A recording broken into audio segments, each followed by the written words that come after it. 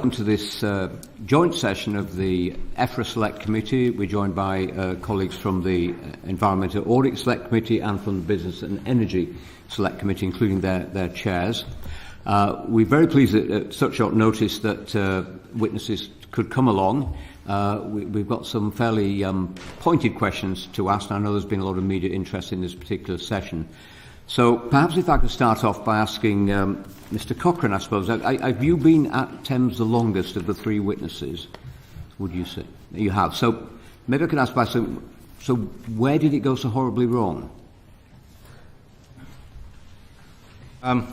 So I was brought in with a whole new executive team to turn around this business. This business matters. It serves 15 million customers. It went wrong before you arrived, and you were trying to fix things. Our job is collectively to turn this business around.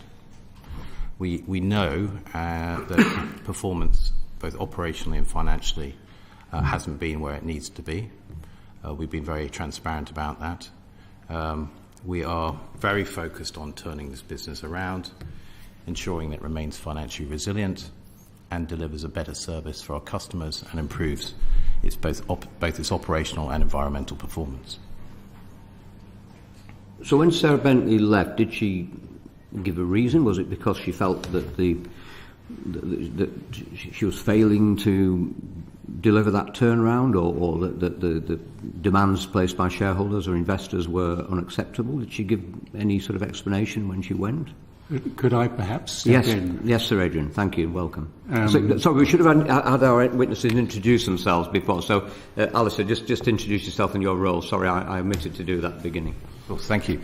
So I am the interim co-CEO of Thames and also the Chief Financial Officer. Thank you. And Catherine? Yeah, I'm the other interim co-CEO of Thames with Al, and my substantive role is Director of Strategy and External Affairs. And Sir Adrian? As of Monday, I am the new chairman of Thames. Okay. You were going to come in on that particular point, I understand. Thank you. I think Sarah's resignation was a surprise. I think she had got to the point, perhaps, of feeling that the burdens of office were quite considerable. And it was an entirely personal decision with which I think we had no involvement. So you've been unable to raise the $1 billion you need to maintain your financial position. What impact will this have, and why have your investors been unwilling to support you? If I can pick that up. So we have very patient shareholders, and they have been incredibly supportive of this business. They have already provided £500 million of equity this year in March, which was fully drawn by the company.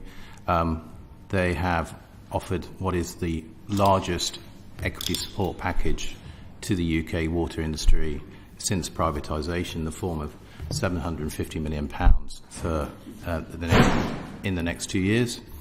And they've indicated that a further £2.5 billion of equity would be required to turn this business around in the next price control period between 2025 and 2030. So they have been incredibly supportive. To the specific question of why 750 million now, not the billion that was indicated before, first of all, as I say, it's a bigger commitment in aggregate, and secondly, it reflects the phasing of when the company needs the money. So we will continue to spend, as planned, £11.5 billion in real terms this regulatory period. There's no change in that. But practically, we cannot spend efficiently any more than £750 million in this price control period. So it supports our record levels of investment in customer service, in operational performance, in environmental performance, but we are getting the money when we need it. In practice, we face a number of very practical problems around deliverability. So the phasing reflects what we can deliver efficiently. There are well-documented supply chain constraints affecting the industry, ourselves, and the UK, and we have a very, very significant investment programme. We are effectively spending 1% of the UK's construction Were Ofwat wrong when they said that you needed to raise $1 billion to deliver on your investment plan? Now, Ofwat was simply, I think, repeating what was indicated this time last year that would be required. Now, what shareholders said in June 2022 was they provided commitment for 500, which we've now drawn. They indicated that another $1 billion may be required for this price control period, and that further equity may be required beyond that. What we have now announced is, in addition to the 500 we've drawn, 750 for this AMP, which is what we can efficiently spend on behalf of customers, and a further indicatively $2.5 billion subject to the price control determination in the next period. I suppose if I was a shareholder of Thames Water, and I guess sort of every university lecturer in the country, and lots of people working in Ontario are shareholders, I'd be worried about the situation with regards to my investment and any likely dividends. I might be less worried if I was also the organisation carrying the debt. So to what extent are your lenders, the banks and other organisations that have lent you this massive 80% of the sort of size of the company, to what extent are they the same people as your shareholders, or have you gone on to sort of wider financial markets to raise the money? We have a very diversified sources of funding, but many of them in the UK are the same individuals. So pension funds also lend money in the form of debt capital as well. So you're right to highlight that our owners, our shareholders, over 3/4 of them actually are pension funds in the UK and Canada predominantly. And therefore we are very mindful that we need to ensure that we deliver them a return so they can pay their pensioners their pensions. Was it a little bit like the sort of cosy arrangements might have if my wife lent me £100,000 to buy a new tractor and I pay an interest rate above and beyond the market? I wouldn't be too worried about that because it's all within the same family. Is that sort of situation, could that characterise how some of your debt is structured within the company? I don't think so. We actually raise debt very, very efficiently. So our effective cash cost of our debt last year was 2.3%, which is very, very low. That reflects our balance sheet, the strength of that balance sheet, our investment-grade credit rating. So critically, this industry relies on investing for the long term for the benefit of... But half your debt is linked to inflation, which of course has risen dramatically since last year. I can remember, more than a decade ago, having a meeting with Kelder Group, who ran Yorkshire Water at the time, and they were borrowing money at a higher rate of interest than I could borrow money as a simple peasant farmer in North Yorkshire. I can't speak for, obviously, that situation, but what I can say is 97% of our debt is fixed in real or nominal terms. That's part of a prudent strategy to ensure that we manage our interest costs. So we, as I said, our total cash interest cost last year was only £235 million. That reflects a conscious policy to ensure that we do hedge the risk of interest rates, amongst other things, and inflation.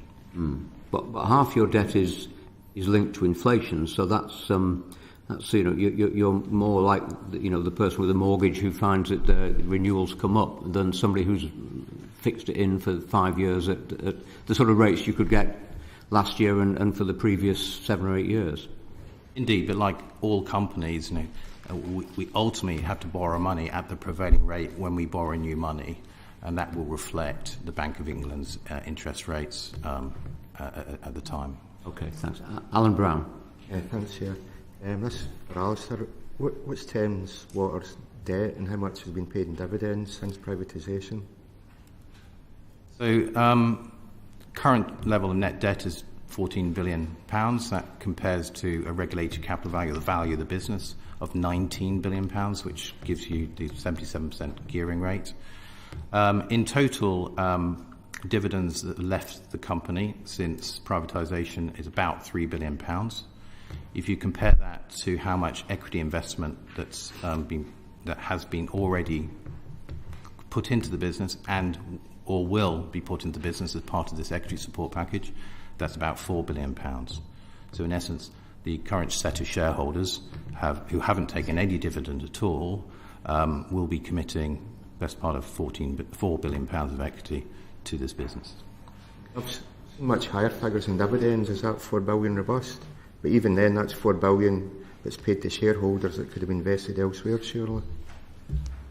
Indeed, but we're investing almost a record 1.8 billion this last year. We will maintain those record levels of investment going forward. And in fact, we fully expect investment levels to have to increase in the next price control as we seek to improve asset resilience, but also improve is that dividends to external shareholders or to actual the sort of core investors in the company we're talking about? That was total dividends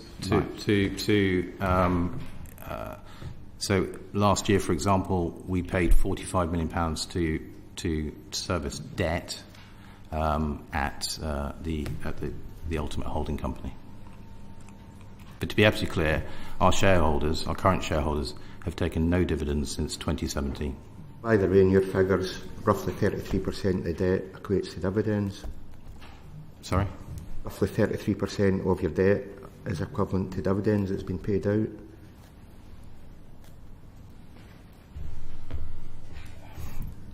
In that simple maths, absolutely, that's correct.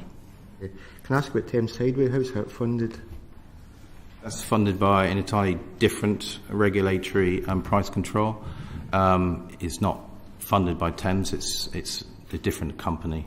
It's independent of Thames. And does Thames investors get any returns from Thames Tideway? Not directly. Okay. It's also underpinned by the regulatory asset base model. How much cheaper has that made that? Because that's obviously underpinned by the UK-wide exchequer. So is your question? Well, Thames Tideway, the infrastructure is funded under a regulated asset base model, which is risk sharing with the UK taxpayer. How much of a benefit does that bring? That, as I understand it, helped reduce the cost of funding of that project. How much? I don't know. You'd have to ask Tideway. What was the original estimate for Thames Tideway, and what's the current construction estimate? As I say, I'm not the best person to ask because it's an entirely independent company. Okay. I don't think I'm getting any more there, Chair. So. Thank you very much. If we could just move on to Philip Dunn, who chairs the Environmental Audit Select Committee, who's been very involved in water quality, particularly in our rivers. Thank you, Chair. I'd like to touch a bit on some of the regulatory challenges that the company faces. I think, Mr Cochrane, you became Finance Director after the record fine of £20 million in 2017 for sewage leakage, and then the repayment to customers of £120 million for water supply leakage problems. But you were in post last week when the company was again fined over £3 million by Ofwat for deliberately misleading Ofwat, according to the citation. Is there a culture of ignoring regulatory requirements in the company? Shall I pick that up? Would you mind? Yes, so... Yes, there is a culture. Or, yes, you're going to answer the question. Yes, I'm going to pick up your question and answer it. So you're right. So last week we had the decision from the judge in the Crawley prosecution case. That case dates back to 2017. So it is rather historical in nature. There is no doubt that we caused a serious pollution incident in the Crawley stream. We've apologised unreservedly for that. The judge in that case did find that we had deliberately misled the Environment Agency. I have been through the case file. I've read everything. I don't see that, but obviously we completely respect the judge's decision. In terms of your point on culture, I think one of the things that we've done over the past couple of years, particularly under Sarah's leadership, has been to really change the values and behaviours and the culture across the company. I think historically we were a company in which bad news travelled upwards too slowly. I think people were afraid actually to say how things really were on the ground. And I think that's one of the things that we've achieved actually over the past couple of years, has really been to turn that around, and it's really helping us to be honest actually within the company about the challenges that we face so that we can really address them and make improvements. Are you included within the companies being investigated by Ofwat and the Environment Agency for breaches of licensing for sewage discharges? We are. And how many cases are being investigated at the moment? Well, at the moment, we've got 2 large investigations. So we've got one being conducted by the Environment Agency in relation to compliance with flow-to-full treatment, and then we've got another one being conducted by Ofwat on the same issue, and I believe Ofwat is also contemplating whether we're in breach of Section 94 of the Water Industry Act, which is obviously the provision of effectual drainage. They are considering multiple instances under that broad heading, but there are just those 2 investigations. Ofwat have indicated with the Environment Agency they're looking at over 2,000 breaches across the industry. Can you indicate to the committee what proportion of that, if you haven't got a specific number?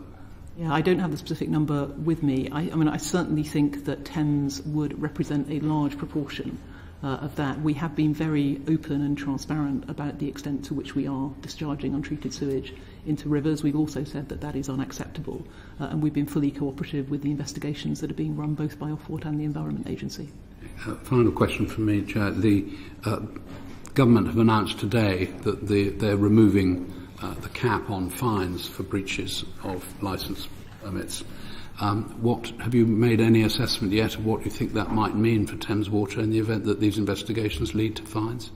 We haven't assessed the impact of that particular change, no.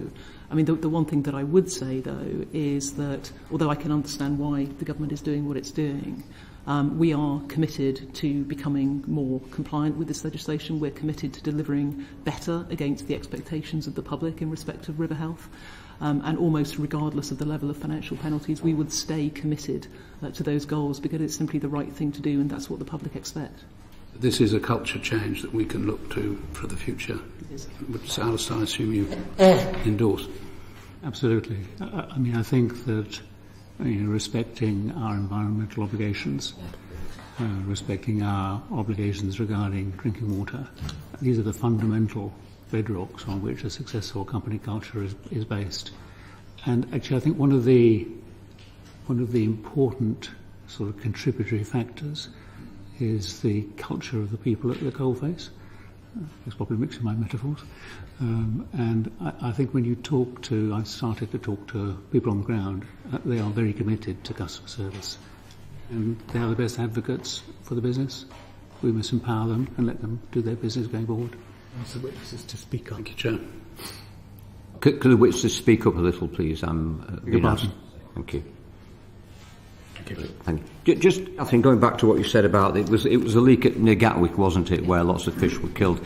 And I've read some of the. I mean, it was a genuine either mistake or a technical fault that caused the problem. The problem was the cover-up afterwards, and I think the judge, Christine Lang KC, said she believed, and I quote, there had been a deliberate attempt to mislead the Environment Agency by omitting water readings and submitting a report to the regulator denying responsibility. Are you saying you don't agree with that? You said it was, what was it, accidental? It wasn't deliberate, it was accidental that the misleading readings were given and the responsibility was denied? Let me recap, and first let me say I absolutely accept the judge's decision. There's no equivocation with the judge's findings. But what happened in that case was that we had 2 pumps working to pump sewage in the sewage treatment works, and one of them started to work constantly to pump sewage directly from where the sewage came into the stormwater tank. We're not denying that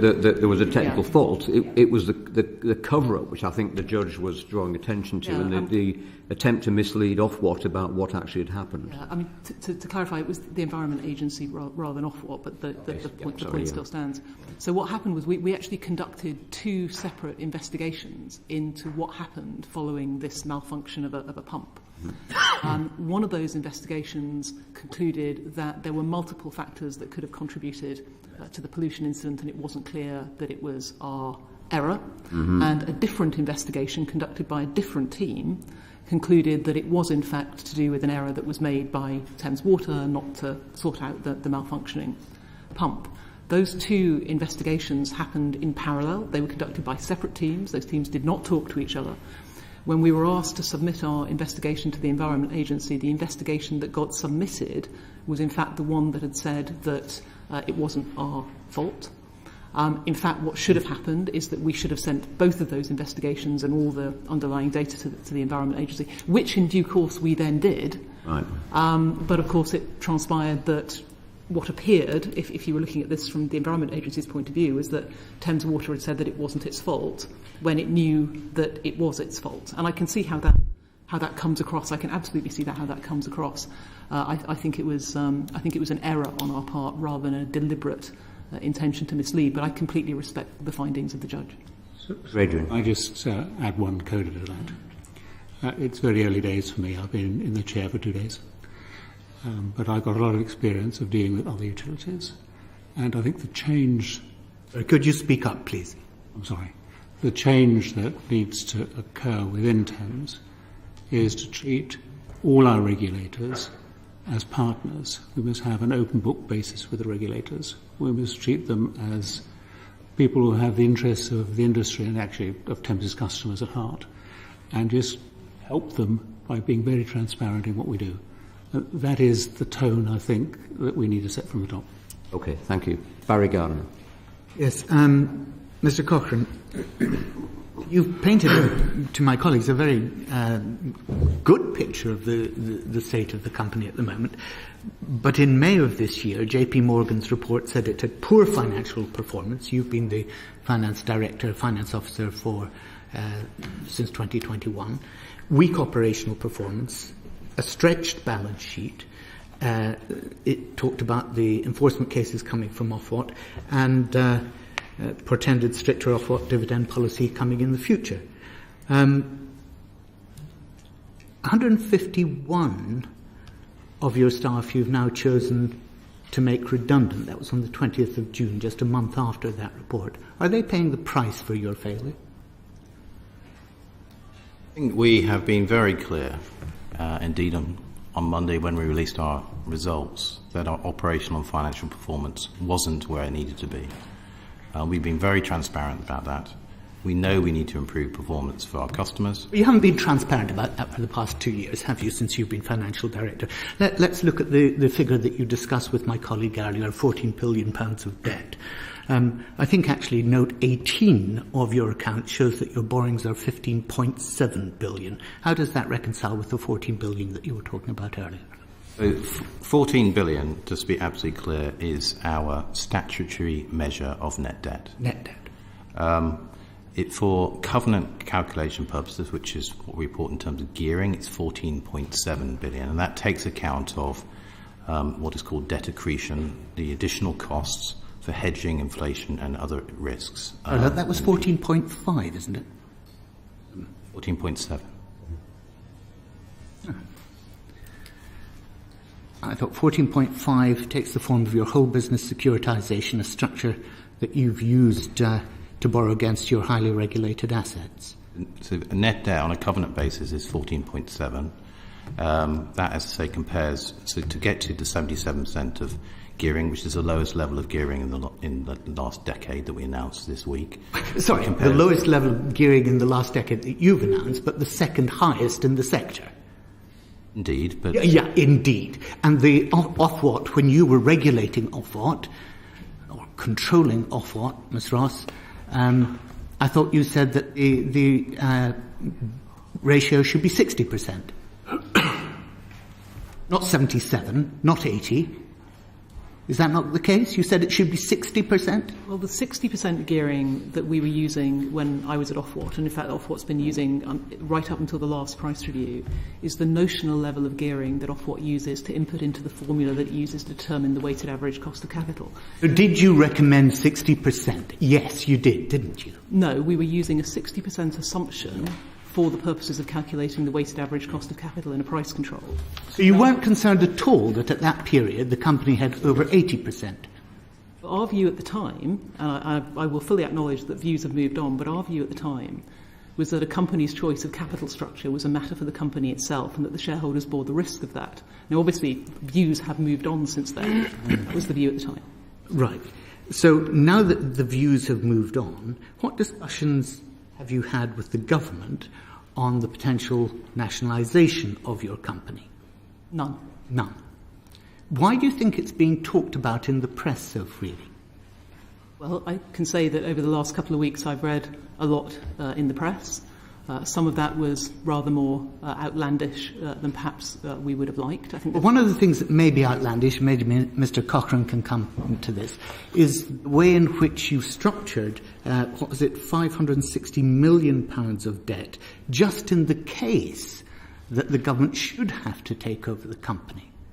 Do you want to comment on that, Mr. Cochrane? Which debt are you referring to? This is the amount of money that would be payable from your debt should the government would have to pay £560 million off to your debtors. I don't recognise that figure, but I think what Barry's referring to is when Mr. Corbyn was leader of the Labour Party and there were manifesto commitments to... I think I'll say it in my own words, Chair. Thank you very much. Okay? There was talk about the nationalisation of the water company at that time, but actually since then public opinion's moved on. Public opinion has actually gone from 79% of people opposed to nationalisation now to 83% because of the way in which your companies have been failing to meet the public's expectations. So nationalisation seems to be a pretty popular thing amongst the public, and maybe that's being referenced in the press. But my question is about the way in which you included a clause in a previous debt issue that would require the government to immediately pay off around £500 million of debt in the case of nationalisation. You don't recognise that clause? don't recognise that clause, no. Okay, in that case, perhaps you could... Sorry, Sir Adrian, you seem to want to come in there. I was going to address the question of nationalisation very briefly. Okay, if we can just finish off with Mr. Cochrane first. If you could write to us, tell us, in fact, was such a clause included in a previous debt issue? If it was, why was it? And what would the implications of that have been for the government? Thank you very much. We'll do that. Yes, Sir Adrian. I was going to address your question on nationalisation. If you go back to the very dawn of the private ownership of these utilities, the rationale was to empower the utilities to borrow privately, to use private sector capabilities to drive performance through the operation of the utilities. We say that we have much more to do in that area. But I think the key thing is to remove from the Treasury the burden of funding the improvements to the water sector that we're now managing privately. And that was the driver of privatisation. But the problem, Sir Adrian, has been that actually, although there has been substantial investment in the infrastructure since privatisation, I absolutely agree with you on that, it hasn't been enough, has it? And that's exactly the point of my colleague, Mr. Dunn's questions to your colleague earlier. And indeed, we've got to increase the flow of that investment. That's what our refinancing package is aiming to do. What your structure, the structure of the company, not when you were there, Sir Adrian, but what the structure of the company allowed was for an Australian bank to actually leverage the fact that you're a regulated asset to extract money out. Did it not? Yes, I think that there was a flow of dividends from the company under previous ownership. It's, for us, quite a long time ago, Mr. Gardner. I think it reflected slightly... It reflects the state of the company now, doesn't it, Sir Adrian? It reflects, I think, the state of what the markets were and the practices at that time. I can't... Those practices are still going on, aren't they? I can't... Macquarie's doing the same in other regulated industries. And actually, you yourself, I believe, are on one of Macquarie's companies, Cadent, and actually Catherine Ross is on British Gas Transmission, aren't you? National Gas Transmission. National Gas Transmission, which are both Macquarie companies. There's a very cosy arrangement here. I have to correct you, Mr. Gardner. They are not Macquarie companies. They have a range of international investors in them, including, in my case, Chinese and Qatari investors. They're all very responsible investors. They're all seeking to improve the performance of the companies. That is the case here. It was probably the case when Macquarie owned a major stake in the company. I can't answer to that myself. but this was ancient history, relatively speaking, ancient history for us, because Macquarie exited in 2017. Well, you and I have a different definition of ancient, Sir Adrian. Thank you very much. Reflects my age. Thank you. Rosie, I think you wanted to come with a supplementary on that question. Thank you very much, Chair. Just following on from Barry Gardner's question, 278,418 people have now signed the petition to bring water companies back into national ownership, and I helped some of my constituents deliver that to Downing Street around Christmas last year because it was started by a group in my constituency. Just leaving aside, the idea that you don't think that that would work, because obviously you don't, do you understand why the public would like to see our government or whoever being responsible for the water companies so that everything's transparent? It's not as though we can shop around as customers. It's a vital utility. We don't know who all these investors are from foreign companies that own our utilities. Can you understand, any of you or all of you, why the public want transparency so we don't have to do inquiries like this? I think that public ownership seems to be the answer to many questions. I think when you conduct a real evaluation, I think private ownership is still the way forward. I mean, that's a personal belief. I've been associated with private sector operations all my life. I can understand the frustration of customers. We want to see improvements. We would love to be able to deliver all those improvements overnight, but it will take time. We will try very hard to bring the customers with us. Our frontline employees serve customers every day. They're very much in touch with everything that happens on the ground. We also need to be in touch with things that happen on the ground. And we've got to improve our standing with customers. We're absolutely agreed on that. But I think the way is continuing the private sector model, not reverting to the public sector. That will be my instinct. Okay, I mean, on the ground in Whitstable, in my constituency, there's lots of poo and sewage, so it'd be nice to improve that. Anyone else want to come in on that? I mean, the only thing I would add is there is obviously a perfectly reasonable national policy debate about ownership models. I think that's perfectly legitimate. That's absolutely normal in a democracy. Our job at Thames, and this is what Adrian was talking about, is to keep the taps flowing and the loos flushing and to improve our performance under whatever model the government of the day decides, and that's what we'll keep focusing on. Thank you, Chair. Thank you, Rosie. Derek Thomas. Thank you, Chairman. Catherine, we've just heard your Chairman talk about wanting a closer relationship or partnership, was the word used, between Thames Water and Ofwat. You're a previous Chief Executive. So does the relationship that is aspired to, this partnership, and does the trend of Ofwat staff seeking high-paid positions in industry affect the ability to regulate water companies? Yeah, so the first thing, just to be really clear on, which I'm sure you know, is I left Ofwat in January 2018. I went to work for BT for 3.5 years before I then applied for the role at Thames Water. So there was quite a gap between me leaving Ofwat and joining Thames, which is quite important. I mean, personally, I think that there is an important role for better understanding between companies and the regulator about what each is trying to achieve and about how the regime works. I mean, I'm immensely proud of my time at Ofwat. I think Ofwat people do an incredibly difficult job every day. They're very passionate about the water sector and wanting to deliver for customers. And I think for me to come into a water company, and a water company which is facing very considerable challenges and a massive turnaround, but bringing that understanding of what the regulator is trying to achieve, which is actually very much in common with what we're trying to do at Thames, is helpful. And I think that mutual understanding is beneficial. Thank you for that. So while you were Chief Exec, you delivered a strategy on building trust and confidence in water services. Has that been delivered? It's a work in progress. And so I'm a West Cornwall MP, so you might understand why I asked that question.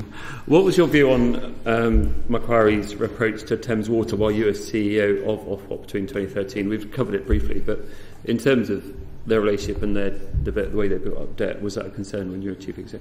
Yeah, so let me just sort of go back to that time, which, as I said before, does feel like quite a different world, actually. I think things have moved on a lot. So when I joined Ofwat, as I said before, the zeitgeist at the time was very much that decisions around capital structure were a matter for companies and their investors were on risk for that. and that as a regulator, we would keep a weather eye on things, and we would be ready to act, but only when acting was really necessary. So things like the requirement in licences to maintain an investment-grade credit rating was really important. But beyond that, if a company chose to gear up, essentially its equity was bearing more risk, and that was a choice for its equity. Now, I think, even as I was sort of leaving Ofwat sort of 2017-ish, and then after I left in 2018, I think views moved on quite considerably, and as you've seen in more recent years, Ofwat's taken a keener interest in what it calls financial resilience, which is a broader concept, and then as part of that in capital structures that then culminated in more recent licence modifications. So given that financial resistance and the extraordinary pressure on Thames Water today, do you expect or intend to increase customer bills in the near future? Well, in the near future, not. So we're currently in the current price control settlement that was established by Ofwat in 2019. So the Ofwat can't reopen that, and so those price limits will hold until 2024. So we remain restricted by the PR19. That's just next year, though. Until, exactly. Now, beyond then, and I think we've already talked about this, there is no doubt, and Thames is not alone here, there is no doubt that there is a substantial need for more investment in the sector as a whole, including in Thames. And we've said repeatedly we have an ageing asset base.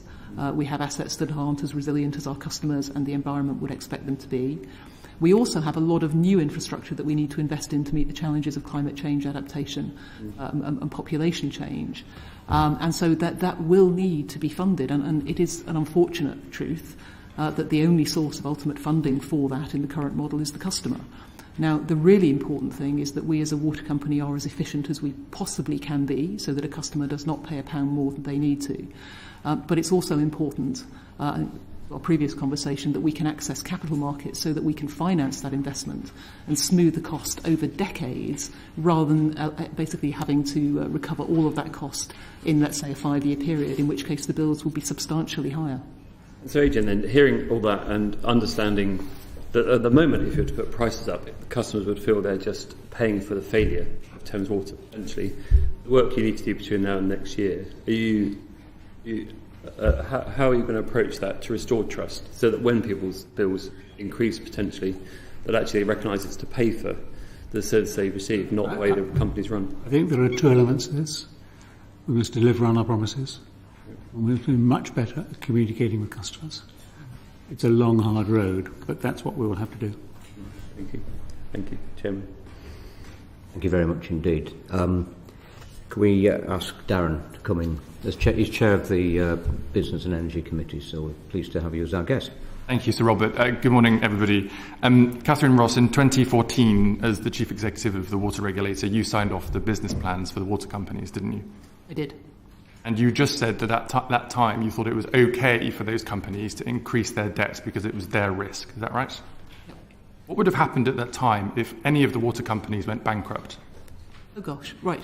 So let's just take a step back. And if you could ask my question, if a company during the time when you were CEO went bust, what would have happened? Yeah. So what would have happened in the event of a bankruptcy or an insolvency is that the special administration regime that's set out in the legislative framework would kick in.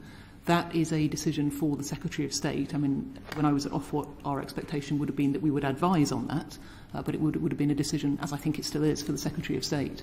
In plain English, that means that it would have had to be nationalised and taxpayers would have had to pick up the bill. That's right, isn't it? Not necessarily. Well, a special administrative regime, either you sell the business to someone else as a going concern, as we've seen in the failure of the energy market, or the government has to pick up the bill, as it had to do with Bulb Energy. So ultimately, the taxpayer would have been on the hook, wouldn't they?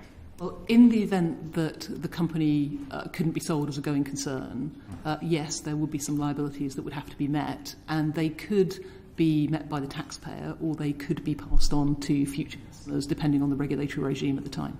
Right.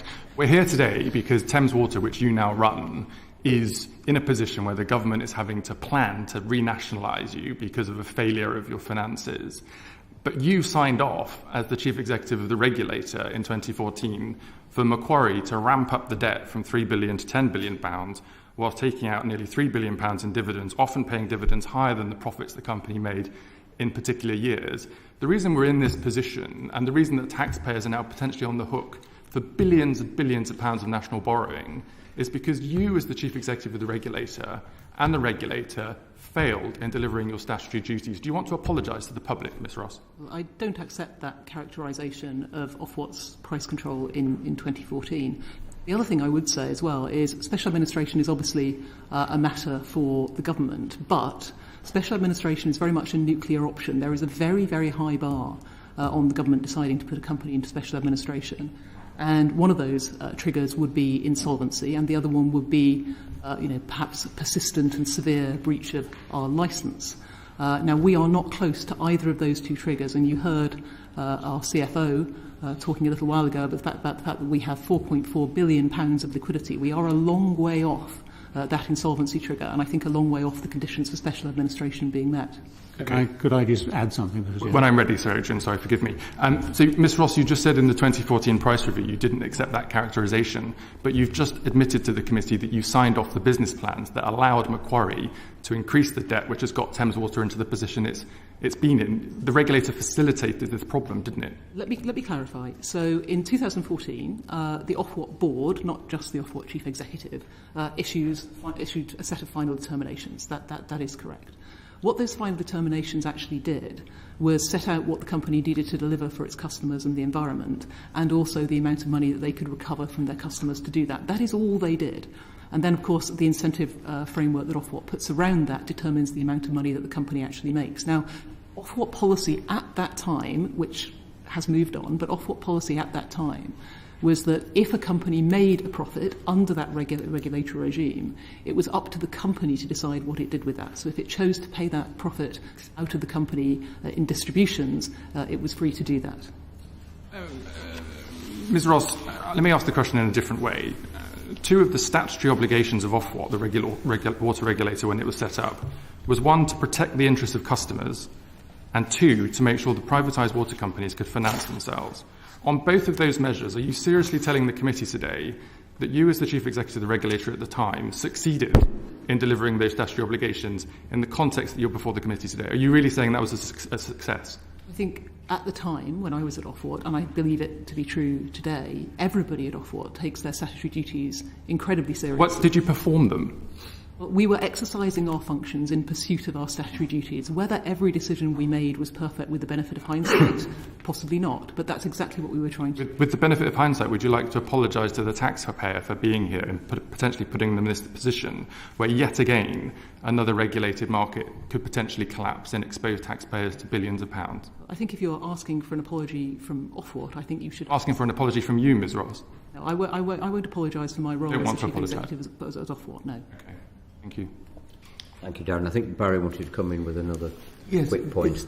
Just on the question that my colleagues just raised, if you go through special administration, then of course the shareholders take the hit if the company isn't financially viable, and that's what shareholders are for. And that of course relates to the 560 million question earlier. But the process need not be renationalisation as such. You could actually set up regional local authority bodies to take over and transfer the company as a going concern to those regional local authorities, could you not? I think that would be possible, yes. And actually that is the way in which many countries in the rest of the world actually run their water industry, isn't it? I mean, as I said before, there is a perfectly reasonable debate to be had about the right structure and ownership model. The question was simple. It was, that is the way that many other countries in the world run their water industry, is it not? Yes, there are a variety of models, and that's one of them. And they do it actually more successfully in many cases than we happen to have done, don't they? Can't comment on that.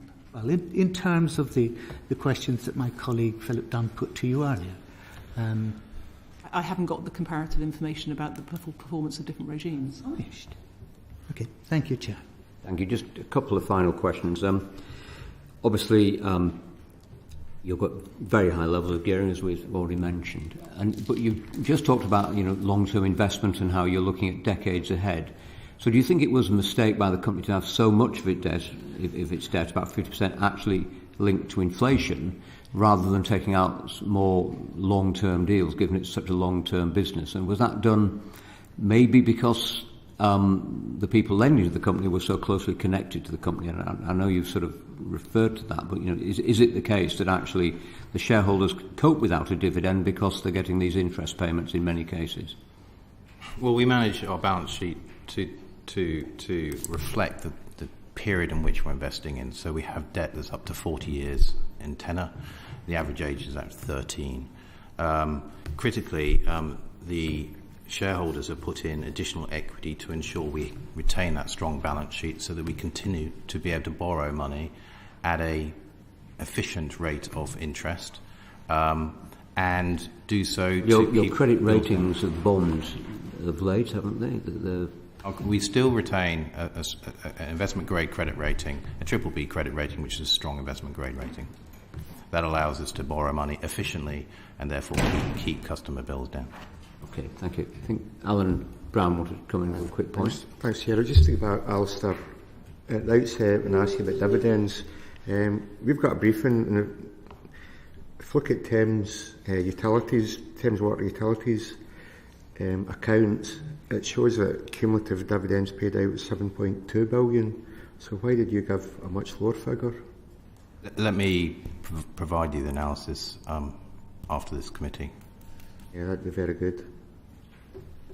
Thank you. Finally, Can I just ask? Yes, please, Philip. Quickly Yeah. on that specific point, it would be very helpful if you could, in your reply on dividend payments, separate those which are payments to equity shareholders and those which are characterised as dividends in the accounts, but actually are within the financing structure funding debt payments. Of course. Because Thinking that the statement about not our shareholders haven't taken a dividend, it was only referring to the normal shareholders, not the debt financiers. Yeah. That's absolutely correct. They haven't taken any income for their investment. That's right. And Ms Ross, having been both involved with Ofwat and obviously Thames Water, do you think the remit of Ofwat could be extended to look maybe a little more deeply into the sort of the financing structures within water companies rather than just sort of the relationship between the sort of provider and the customer to get a bit better picture of just where that debt is and how exposed you might be? Because obviously I don't think most people were aware that you were so exposed to high inflation in terms of your debt repayments. In terms of Ofwat's remit, I mean, I think that's exactly what Ofwat's been doing in recent years. I mean, you can ask them more about it because that's carried on after I left. But certainly from about 2017, if I'm recalling, certainly through 2018 and more recently, they have been paying a lot more attention to what they refer to as financial resilience. And part of that is about gearing and the appropriateness of the capital structure for the sort of investment programmes that are needed. And I think that's entirely appropriate. Okay, thank you. And just before we let you go, Mr Cochrane, you talked about 151 redundancies. Are those going to be voluntary redundancies? Could you give an assurance? Because obviously there will be people working in the company who will be worried about their jobs and their future. Will there be compulsory redundancies, or are you confident you can fill those redundancies with either early retirement or voluntary redundancies? To the best of my knowledge, we haven't announced a redundancy programme. Right. I think the figure I saw was 151 redundancies. As I say, to the best of my knowledge, we have not announced a redundancy programme. In fact, we have been hiring people consistently. In fact, for example, we onshored our customer service facing team into the region as part of our turnaround plan and continue to insource activity so that we can get an operational grip on our business to help part of this turnaround. I see Barry's champion. Mr Cochrane, why, when I mentioned that earlier, did you not immediately say that? I'm astonished. I'm delighted to be able to You clarify missed the now. point when we talked about it earlier? I missed that part of the question, I'm sorry. Okay. Anyway, we put the record straight. So, Sorry, Chair, if I may, just one further thing, and that is, given that inflation is going to rise and your interest on your debt is going to rise, is it the case that prices are going to go up for customers?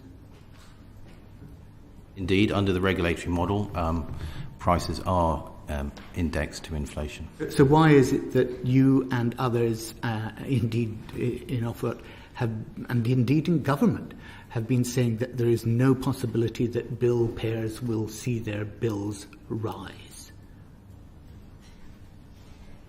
I think if anybody's said that, that is not... It's a government minister, actually, I think, as well. I mean, the regulatory settlements are done on a CPIH plus... Well, indeed, yes. Yeah. We all know your interest payments are going to go up. This is what's precipitated the problem. Yeah, but so the question is, how much are they going to go up? What do you actually foresee the rise that your customers are going to have to pay as a result of your company's failure? Actually, our customers are paying less than they otherwise would as a result of the poor operational performance of the business, because we are in penalty territory in terms of Ofwat's incentive regime. Now, that means that the penalties we pay actually translate into lower bills than would otherwise be the case for customers, because we're not delivering the service. So we want companies to fail in order that bill payers don't pay as much. Is that what you're saying? No, but the view is that customers should pay for the service that they receive. We haven't been providing the level of service that customers expect, and therefore we shouldn't charge them the prices that we would otherwise have charged them. We're talking about the interest payments on your debt leading through to a rise in the bills that your customers will pay. Is that the case? No. No. No, there is no mechanism within the current price control to enable us to put up bills to reflect higher interest payments. And so your bill payers can rest assured on the assurance of the co-chief executive of the company that the financial difficulties that you've got yourselves into will not result in their bills rising. Thank you very much. Good. Well, thank you very much indeed for coming and giving us evidence. We'll now move on to our second panel. Thank you very much indeed to our witnesses. The proceeding is currently suspended.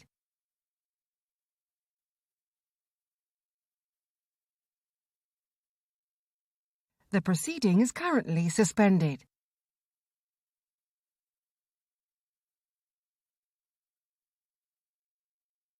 The proceeding is currently suspended.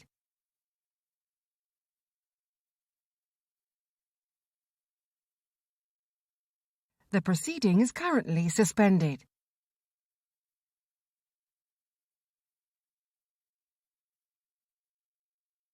The proceeding is currently suspended.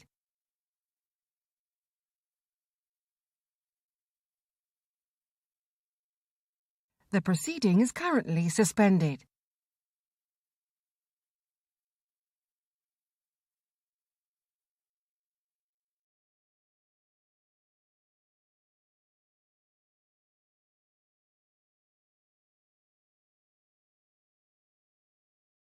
Welcome to our second evidence panel from Ofwat.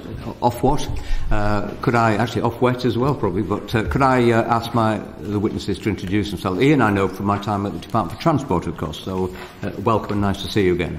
So could you just introduce yourselves briefly, please? Well, so, Ian Coucher, I'm the chair of Ofwat. I've been there since this time last year, so 12 months. David Black, Chief Executive at Ofwat. Thank you very much indeed. Can I ask Robin Moore to start the questioning, please? Yeah, thank you, Chair. If I said that Ofwat is the economic regulator of water and wastewater sectors in England and Wales, would I be correct? Yes, that's right.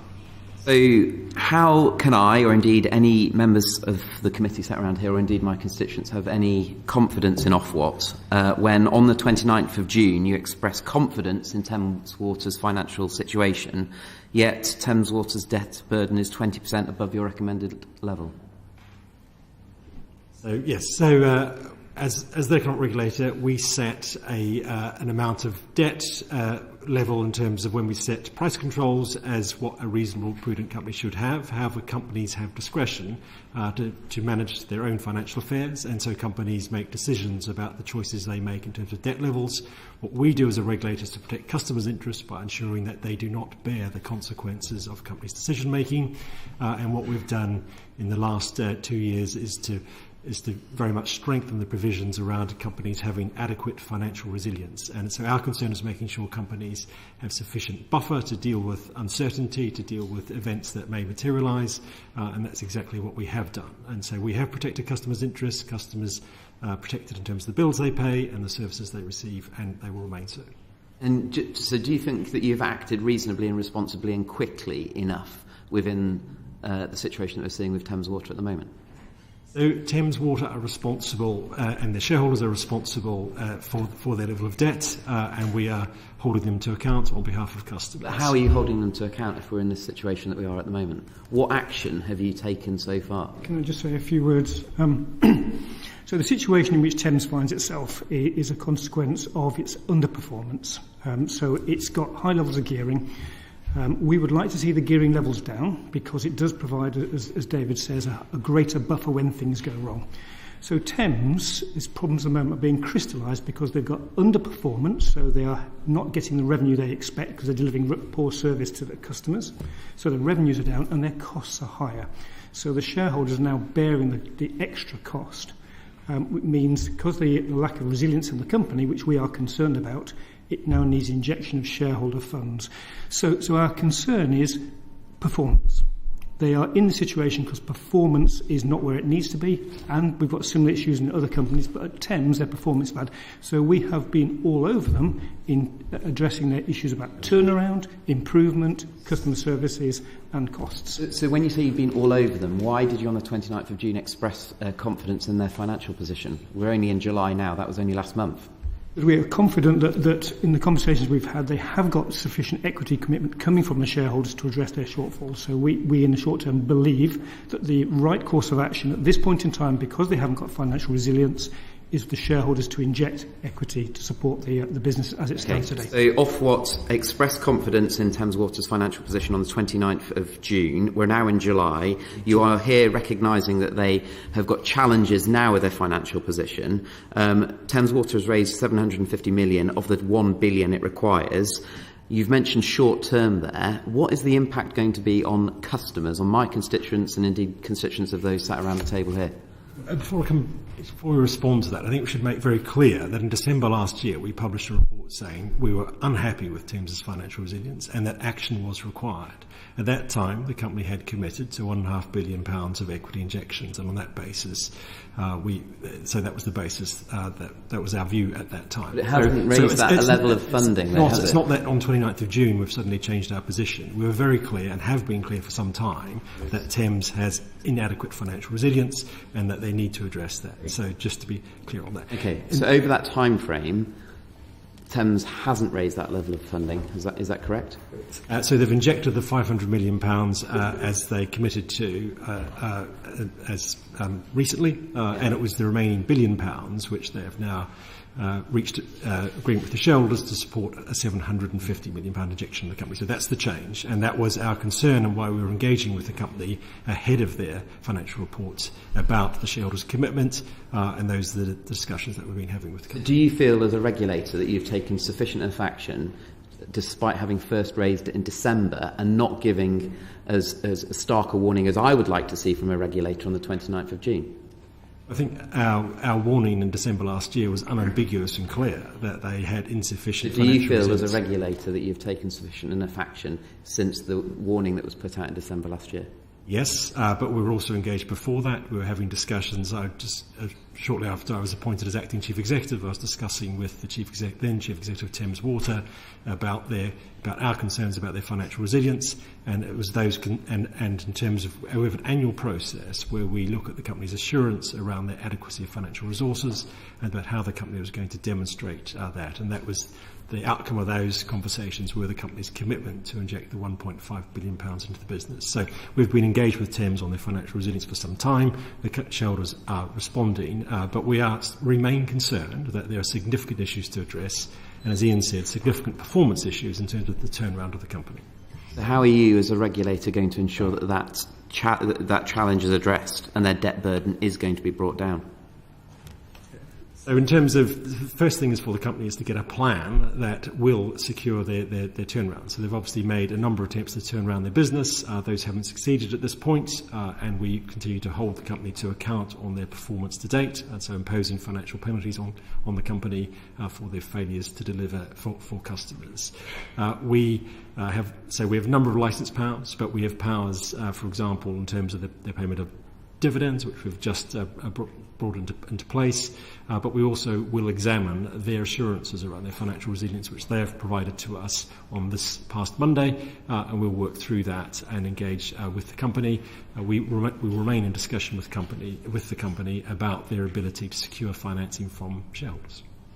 So, I mean, one of my concerns is that ultimately, as a result of Thames's poor management, this is likely to result in customer bills going up.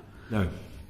I can be unequivocal on that. So we set companies allowed cost of capital, allowed returns on the basis of an efficient, well-functioning company. So Thames shareholders are up for the additional costs associated with their poor performance, and that is evidenced by the fact they've had to inject additional funding into the company, and they've had very little in the way of dividend payments over the last 7 years. So you were very quick to come out with a no there, but over what time period does that relate to?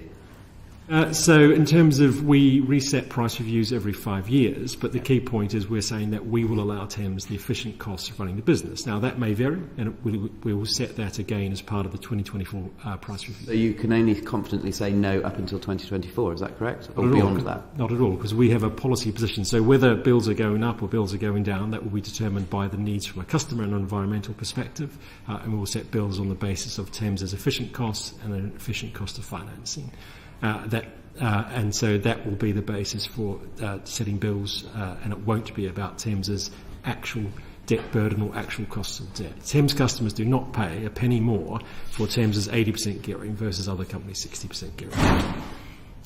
Thank you, Chair. Thank you. Alan Jones. Thank you. Last year, my committee did a major inquiry into the collapse of the energy market and highlighted a number of failings at the energy regulator, Ofgem, which they're now dealing with. Have you been working with Ofgem to learn the lessons from the energy market as it relates to the water market? Yes, we welcome your report, and we have considered it. We've also engaged with Ofgem and their advisors they engaged with during that process. So, for example, we had the consultancy they commissioned to do the independent review come in and speak to our senior leadership team and talk through their view about the lessons learned for Ofgem. Okay, so having considered my committee's report, what do you think the main takeaway is that you need to now change at Ofwat to secure the future of the water industry? So we think the key changes we have made are the bringing into being of new conditions in company licences around payment of dividends and financial resilience. So under the Environment Act 2021, we received new powers to amend company licences. Up until that point, we didn't, in our view, have sufficient power to change company licences. We have now used those powers. The first target of our use of those powers was around strengthening provisions on financial resilience. The second change we're making is about improving customer protection and customer service. In 2022, Ofwat started financial monitoring of water companies, according to the review of your 2014 price review that was published on your website. Were you not doing this before? So we've published a financial monitoring report since 2016. So we've published a series of reports every year. They come out, we look at companies' financial statements they provide to us. We do our analysis on a range of financing issues around companies, including their debt structures, their dividend payments, and their plans for equity, and so we've been doing that since 2016. And did you raise issues about Thames Water in 2016? So we identified that they had high levels of gearing, that they had financial ratios that did raise concerns. Why has nothing happened about that? So Thames have been able to finance their activities, and so there hasn't been so we have been engaging with the company, and we have raised concerns about it. But frankly, our concerns at the time were more focused on Southern Water, where we have secured injections of equity into that company, and Yorkshire Water, we have also secured equity injections in that company. We have now more focused on Thames, recognising the issues that they're facing. But at the time, those issues were less severe than faced by the companies I've just named. Shouldn't you be focusing on all of the companies you regulate, not just one at any given time? We do, but the point I was making is that we were engaged with the shareholders of Southern at that time to in terms of securing their exit from the business and the entry into that business of new shareholders who were able to inject £1 billion into Southern Water. In the previous panel, the new chairman of Thames Water said that we need to enter a period of transparency where the water companies are transparent with the regulator. The implication of that is that they haven't been in the past. Is that right? They have provided information to us on their financing. I think what I would say is they weren't sufficiently transparent with the public. Obviously, company financing issues are complex. We've criticised them for being opaque. We've introduced licence conditions to require companies to provide more adequate financial information. But I think there's a huge challenge for companies in explaining in plain English what's going on with their financing structures, where the money's coming from and where it's going to. I think you said that from 2025 you're going to reduce the debt target from 60% to 55%, is that right? So as part of the price review, yes, we use a notional gearing target, and that is the signal that we think there should be prudent headroom in financing structures. So we're using that to signal to investors and to companies that we think their equity buffer needs to increase as they face the challenges of the future. They're going to be making large investment programs. They're facing the challenges of climate change, and we're also increasing the level of financial penalties on companies. So we want them to have adequate financial structures to bear that. Only 3 of the 11 water companies that you regulate have debt below 60% today. What is the consequence if they don't hit your debt target from 2025?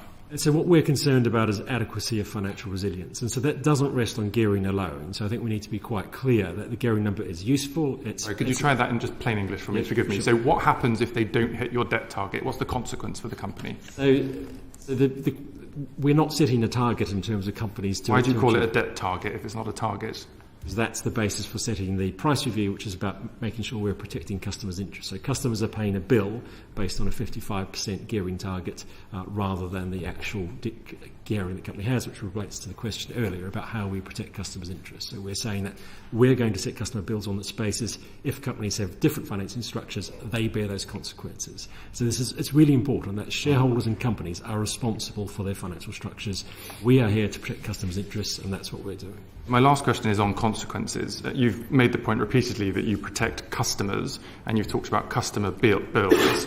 You recognise, though, do you, that there is a scenario in which the taxpayer would have to pick up the cost of a failed water company because they are too important to fail. Do you ever think about the risk to taxpayers of bankrupt water companies when you're looking at protecting consumer interests? I think you're referring to the special administration regime. So the situation in water, as with other regulated industries, is that a special administrator will be appointed if a company is in danger of insolvency. It is their job then to deliver services to customers, to protect customers' interests, but also to secure new owners for the companies.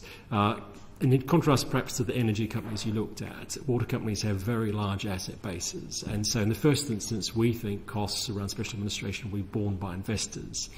We do accept that there is a risk for taxpayers, and so that is one of the reasons why we've been working to drive increased financial resilience into companies. Why we've used our new powers we've received under the Environment Act to change licence conditions to tighten up on financial resilience. The public will look at what's being reported as happening in the water industry, having just gone through what happened in the energy industry last year. And the risk here is that the government taxpayers have to borrow enormous amounts of money to underwrite the risks that companies have been allowed to take. And the public will see, once again, companies like Macquarie cashing out, walking away with their money, the previous CEO of the regulator refusing to apologise for the fact that we're in this position in the first place. And the public will say, what are the consequences? Who is responsible for exposing taxpayers in this way? Do you, albeit as the newer chief executive of the water regulator, want to apologise on behalf of your predecessors for ending up in this position in the first place? So just in terms of, I think it's very, we need to be careful about the parallel with the energy sector. And so, as I've explained, the energy companies which failed had very little in the way of assets. We're talking about, in the Thames case, a £19 billion company. And so the question is, can the equity holders or, if needs must, debt holders bear the consequences of that? Mr. Black, a taxpayer and a customer is the same person. It's still a person paying out money either to the government or to a company. My question was whether you recognise the failure of the water regulator over these many years that's got us into this position in the first place, and whether now, as the chief executive of the water regulator, much like the chief executive of the energy regulator did last year, you want to apologise for the public for the position we're in today. We continue to protect customers' interests. We are not in a position of either Thames being in special administration. You think everything's okay right now? Is that what you're saying? No, I don't. I think there are some very serious issues that Thames Water need to address. But my point is that customers' interests remain protected by the regime. We're not at the point where, as I've been very clear, that customers are having to pay any more for Thames's financial issues or for their poor performance, and that remains so. And as I've explained, the situation in energy is different from water, as in water companies have much greater capacity to absorb the consequences, or should I say their shareholders. I understand. You've made the point, Mr. Black. Just very lastly, because I'm going to be testing the patience of the Chair. I'm a very patient person. Oh, well, thank you. Well, I'll keep going in that case. Do you therefore not have a request of the government to enhance or extend your powers? Because it seems to me that both you, Mr. Black, and your predecessor, Ms. Ross, in the previous panel, have said to us, it's up to the companies how they run their businesses, and don't worry, because if it goes wrong, the government's probably not going to have to nationalise it anyway. That's not what it looks like from where I'm sitting. So I would want you and the other regulators to be in a position where, when you're regulating a company that is too important to fail, you actually know what's going on at that business, and you have the power to make sure they don't end up in a position like they're in now. So do you need additional powers from the government to do that job properly? So I agree that the issues you're raising are very serious, and I agree that up until 2021 we didn't feel we had sufficient powers to address those issues. So the crucial change for us in 2021 was our ability to amend company licences, and so the licence is the instrument we use to regulate companies. We now think we have sufficient flexibility in terms of amending licences, both in terms of the changes we have already made, but if we think further changes are required, to go ahead and make those changes.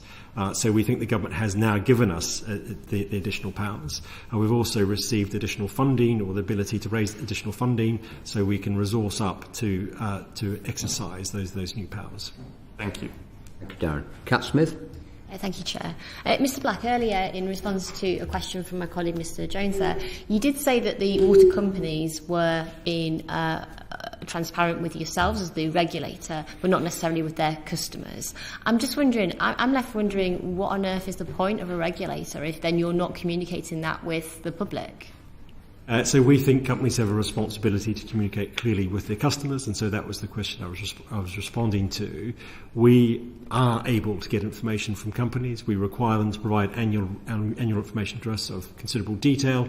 We also have a 5-yearly business plan where they set out their 5-yearly projections. Mr. Black, I'm sorry, but if you know that companies are not being transparent with their customers and you know what's going on, why is Ofwat not communicating that with them? We want companies to take responsibility for communicating to their customers. We've changed company licences to require them to do that. So we think that they are now taking steps to do that. But the point I would make is that it is challenging to explain these issues to customers, and I think quite clearly customers do not feel that they have sufficient information.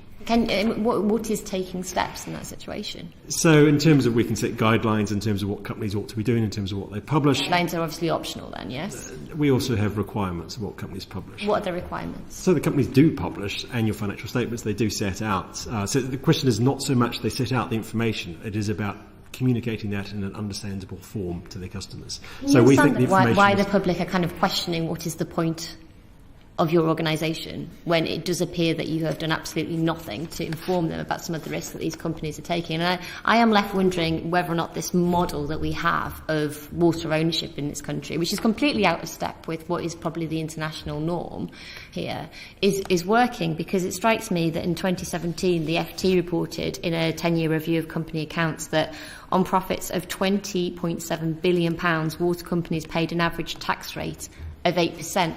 Who benefits from water privatisation?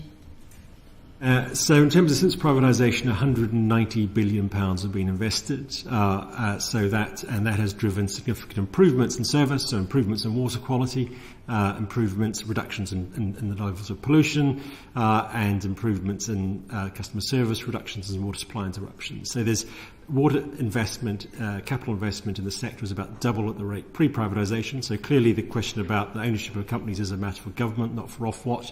But you can point to tangible investments under the regulated model of more investment and better service. That said, we're under no illusions. There are real problems for the sector to address. The situation on sewage spills and storm overflows is unacceptable.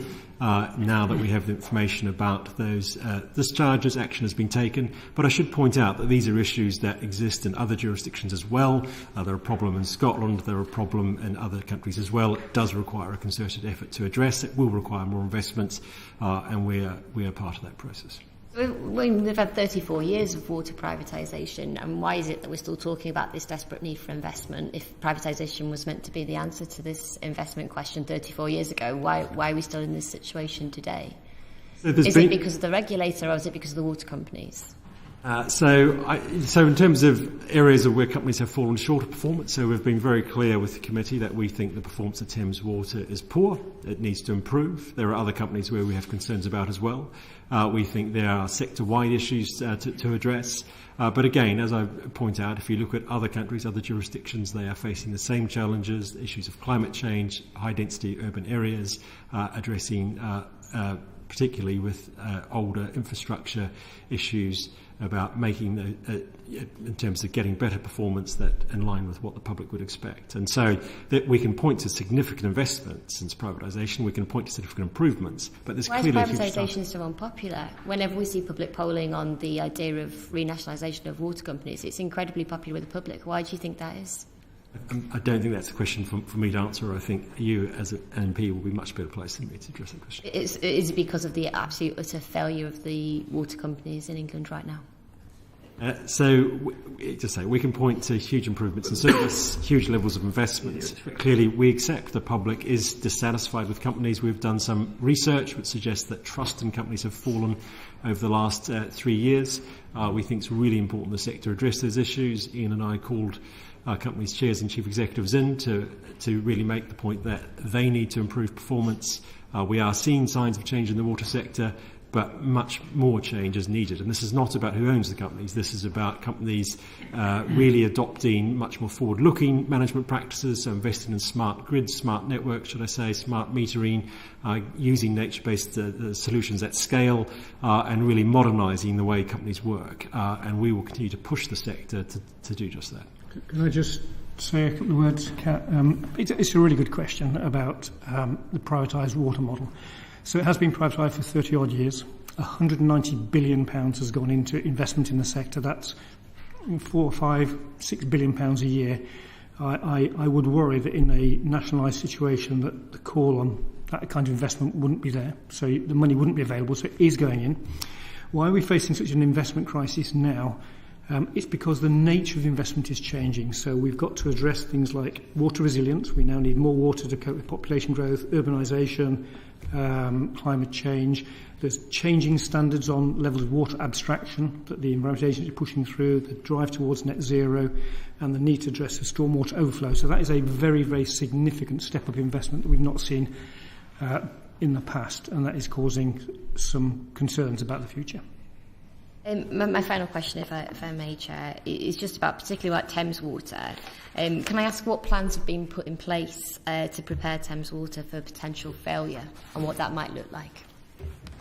What we call contingency planning for the failure of a water company is something we keep under review. And in terms of our concerns about Thames Water, we have been looking very closely at the arrangements that need to be taken, and we are confident that we can rise to the contingencies that may occur. But we think it's prudent planning to be ready for a special administration.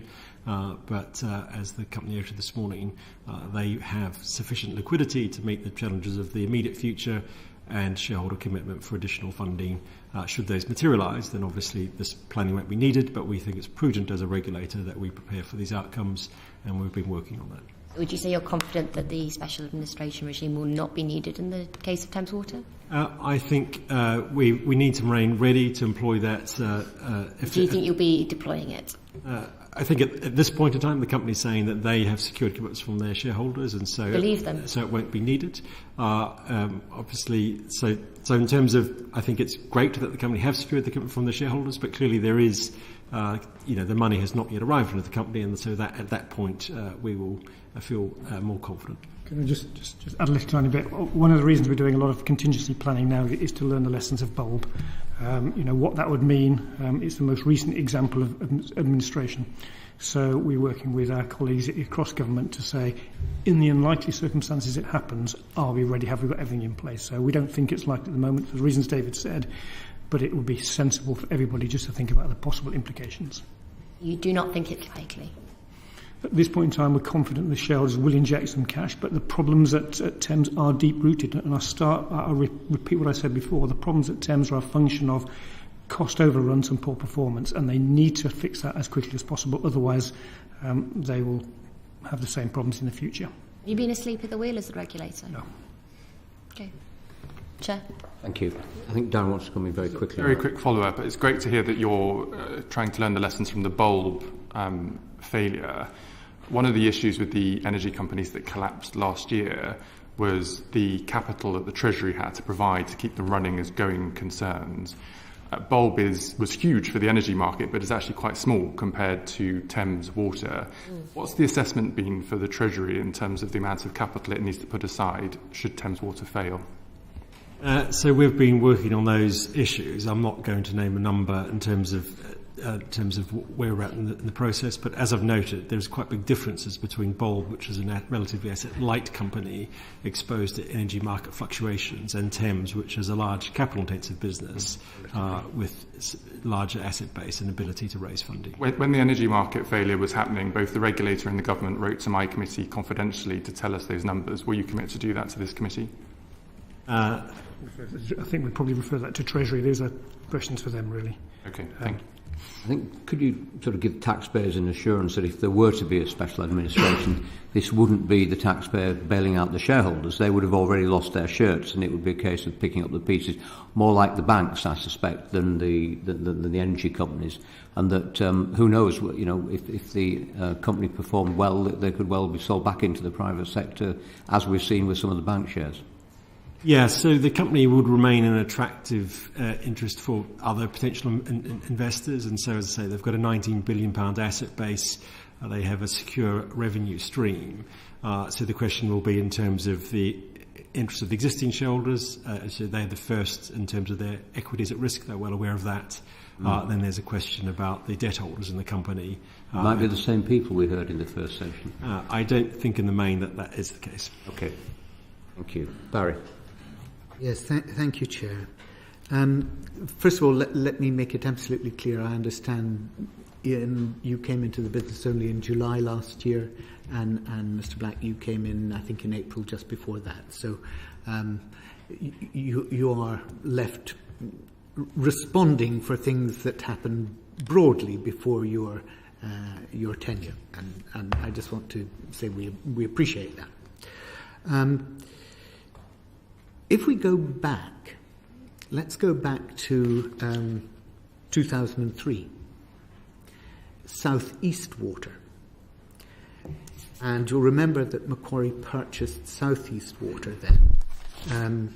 They sold it 3 years later for almost double what they purchased it for, and they had by that time increased the debt more than fourfold. In effect, they repeated that with Thames Water, only it was a much bigger prospect, Thames Water, and they increased the debt threefold there. And instead of it being the case that companies raising debt in this way would use it to increase the infrastructure for the benefit of the public good, they actually took 2.7 billion out of it, and 2.2 billion of that was in loans. So you've rightly, and you've reiterated it to this committee, you've rightly said that we're very concerned about the gearing, not only of this company, but of others in the sector. And the higher debt, that gearing, gives a notional lower cost of capital, of financing, doesn't it?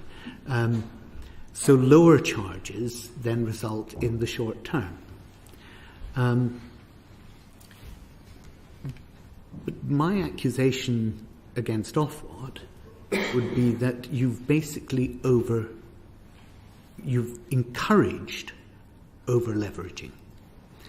And I have to say the two of you are not entirely innocent of this, because, of course, in August of last year, after both of you came into post, you encouraged the purchase by Macquarie of Southern Water.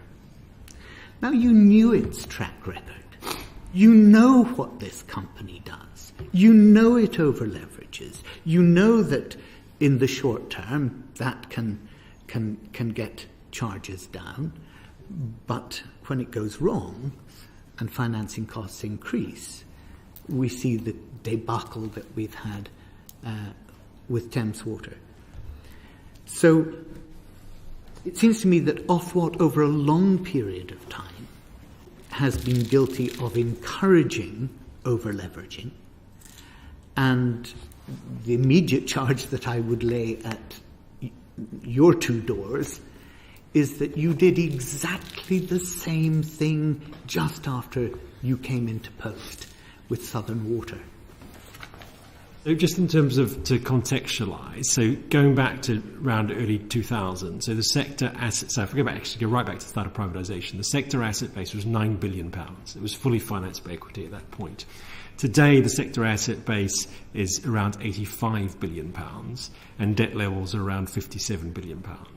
So that growth in asset base of 77 billion pounds since privatisation, 57 billion pounds has been financed by debt and about 20 billion from equity.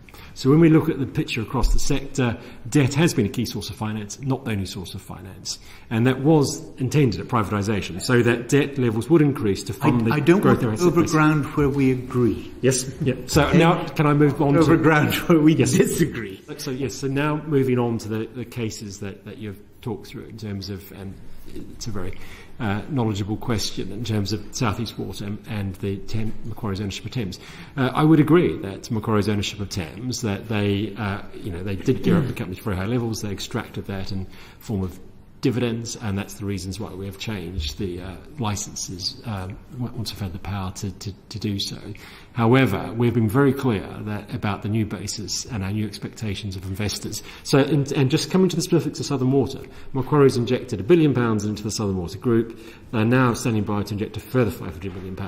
They have had very little in the way of dividends out of that company. So I take some satisfaction, and we've got new controls on dividends now, so they cannot get the money out of the business so we have the ability to intervene. So I take some satisfaction, actually, that Macquarie's, as an investor, are injecting money into the sector rather than taking it out of it, and we have the arrangements in place to protect customers' interests. Well, it goes back to your response to my colleague Darren Jones, doesn't it? That actually, what is this target about, the gearing that you want? If you can't enforce it, what gives you the assurance that Macquarie are not going to do with Southern Water exactly what they did with Thames and exactly what they did with South East? Can I just say, the difference is the new financial resilience measures we put in place, which prevent companies taking dividends out of the company when they're poorly performing or when they're not justified. We didn't have that power before. Sorry, and I don't know the answer to this question. That's rare when I ask what the questions, Barry? No, it's not. I assure you it's not, Chair. Usually I know the answer to the question that I'm asking. So let me ask you, Mr. Coucher, are you saying that in a highly complicated debt structure like WBS in Thames Water, that you have the power to stop dividends going to each of those debt pairs and not only to what everybody would normally understand as being the shareholders, the equity shareholders? We have the powers to stop dividends being released from the operating company. So where they go beyond that is a matter of the company. But we would, the financial powers that we have got, retain the dividends that would have been paid inside the company if we're not satisfied that they are performing and they've not satisfied they have sufficient financial resilience. We didn't have that power before, we do now.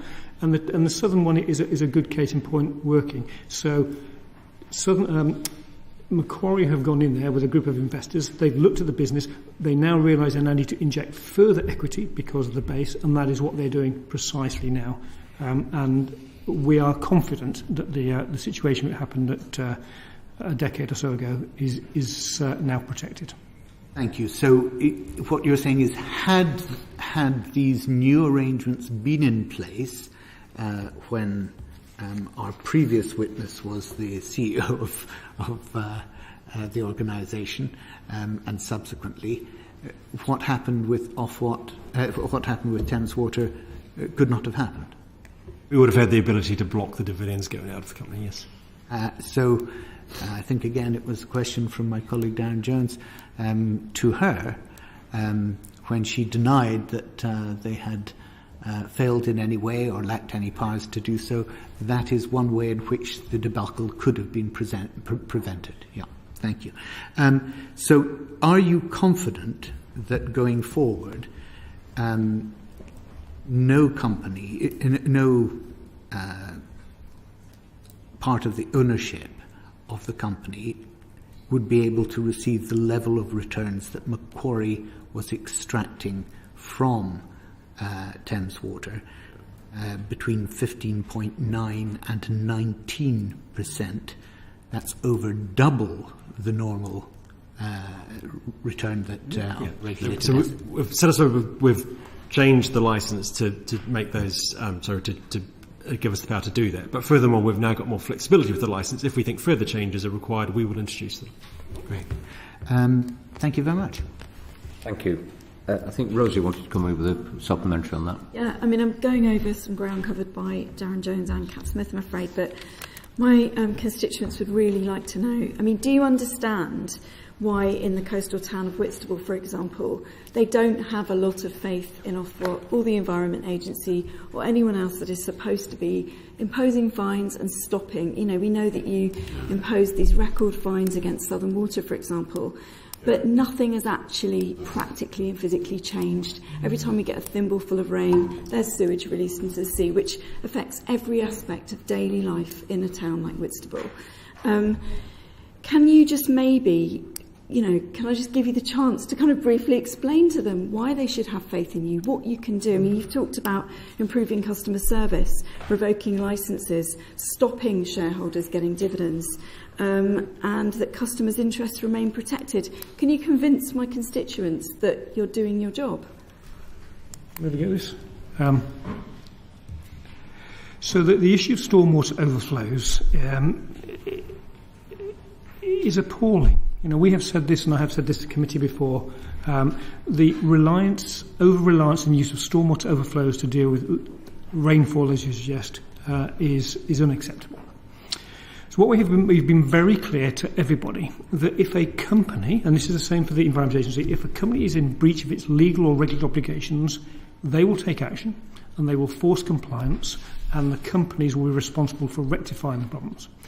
We have got ourselves in a situation where some of these stormwater overflows do allow, under permits, to release sewage into water systems. So we need to tighten up all of those permits to say to people that is no longer acceptable. So you might have a permit today, but we need to see that tightened over the course of time. But you know, we will enforce and ensure companies comply with the law, comply with their environmental obligations and their permitting requirements, and the cost of doing so is for the companies themselves. We have got 6 concurrent large-scale investigations into the companies that have been doing this to satisfy ourselves that they are complying with the legal obligations and complying with environmental permits. They are complicated. I don't wish to trivialise it, but we are working through that, and we know our colleagues at the EA are doing exactly the same. Okay, thank you. If they're still within those legal limits, though, and sewage is still spilling out every time it rains, who is then responsible for changing that or imposing different legal limits? Or, I mean, is that us? So you're saying we need to come back and change that, or DEFRA needs to... That's a different Environment Agency. So it's the Environment Agency that permits each and every storm discharge, and so that's the arrangement. Can we just refer to the DEFRA's water plan for water, which does set much lower targets for the use of these stormwater flows. It's going to take time, but it's down to... The government has set out a £56 billion plan to address this issue. I've been on site at Whitstable, so there is scope to make quick improvements, which the company's in the process of making, but then there are some quite significant issues which will require investment to address. Thank you very much. Thanks, Chair. Okay, I think Philip Durham wanted to come in. I'll just come in after Neil Hudson's question. Okay. Neil. Thank you, Chair. I just wanted to follow up quickly before I get on to my sort of main question about Mr. Couch. You've been before us before, and I've asked you about the teeth that you have in terms of putting pressure on the water companies, and we've talked about fines and then not allowing dividends to go out. We've talked about financial performance today, and Rosie's been touching on the sort of sewage overflows as well. Do you feel that the teeth you have, if water companies are having these unacceptable and immoral sewage discharges into our watercourses. Do you feel that you have the teeth, and what are those teeth? Would they be with the fines, or can you potentially stop the dividends going out if they are breaching the sewage outflows as well, or is it more financial performance that you're going to be using that particular tooth? I'll ask David to say, but I would just say that yes, we have got the power to enforce compliance, to address any aspect of underperformance through either fines, withholding dividend payments if we think they are in breach of their obligations. But is the underperformance, it could be about sewage rather than financial underperformance? Yep. Yes. Okay. So we have a set of performance commitments. We also have obligations that we enforce on companies in terms of the operation of their sewage systems, and so that's what we're investigating with our 6 cases. We will have the ability to impose financial penalties. We've imposed £250 million of penalties on companies in the last 5 years. We won't hesitate to use those powers. I reassure the committee and the public watching this that you will use those teeth to hold those water companies to account. Can I just add one extra thing? When I did appear to you before, who will answer it? When I appeared to you before, you were asking a very similar questions. So, in the last 12 months, what we have done, we've secured additional funding from Treasury and through DEFRA to allow us to ramp up our investigation capabilities, that we are empowering our people to be much more intrusive on companies' performance. So it's a more muscular approach, that when we see companies not performing below where we're expecting, we have had them in and we've said, we would like a rectification plan from you. Your performance is not acceptable. Please give us a turnaround plan to rectify that. That is new. We didn't do that before, and in the first part of this year we had 5 companies in to say, we are not satisfied, please give us an improvement programme. And that's a result of the extra powers that we've secured in extra funds. Sorry, David, I cut across. Yeah, so we think we do have the powers. I mean, as noted, there is the role of the Environment Agency in terms of setting permits at sites, but we have the powers. We have the ability to impose large financial penalties up to 10% of turnover on. You've got the powers. Can you just reassure us and the public that you will use those powers? Yes, we're taking enforcement action against 6 large wastewater companies at present, and I know these investigations do take time and people are impatient to see results. I am as well, but we are making good progress, and we will have announcements to come on that. I wanted to move back on to the topic that we touched on earlier today in terms of staffing and leadership and the relationship between the regulator and the sector. And we know that one of our previous witnesses, the new interim the Joint Chief Executive Thames Water, was formerly one of your predecessors, Mr. Black, at Ofwat. Do you feel that there are the high numbers of senior Ofwat staff moving to potentially higher paid positions in private water companies? Do you feel that is problematic at all for your ability to maintain trust in Ofwat's role and motives? Firstly, just to reassure, we do all departures from Ofwat are covered by civil service business appointment rules, which do allow us to impose conditions on staff for up to 2 years after they leave in terms of the work they undertake and how they. So that's important. I think the other point I'd make is in terms of contextualising this. There's been lots of media reports on this issue, but they're talking about numbers which amount to 2 or 3 staff members per year leaving Ofwat. We're an organisation of over 300 people. Each one of and a number of those members didn't go from Ofwat to a water company. They went Ofwat to another employer to a water company. You mentioned these media reports. You recognise the figures of about 27 former Ofwat directors, managers and consultants who are now currently working with private water companies. Do you recognise those figures? I recognise those figures, but the point I would make is that a number of those people left Ofwat to go to work either in another sector or not for a water company, and then later on, some years later, have gone to work for a water company. And so I think it does need to be seen in that context. We do have strict rules about what people do upon leaving Ofwat, and so I think these numbers do not support any kind of the contention that's been made. We recognise that in the public sector there are finite resources in terms of the salaries that can be paid, and we understand that. Professor Sudita Helm at Oxford University has said there is a merry-go-round between the core regulators and the regulated utilities. Regulators are not paid well, and if there is a potential of future jobs in the firms they regulate, it creates potential conflicts of interest. Do you concur with that statement at all? I don't accept. I mean, I work with an incredible bunch of very dedicated people. As I say, most of whom do not go to work for water companies. So I think they do a fantastic job. They're very dedicated to the public interest, to protecting customers' interests. And it's probably worth noting that Professor Helm also works for these water companies and is engaged by them. So I have a question for you. Fair point. Just saying. Fair point. And I do very much take on board what you say, that the people that work for your organisation work so hard to try and do the best to improve the water quality for our country.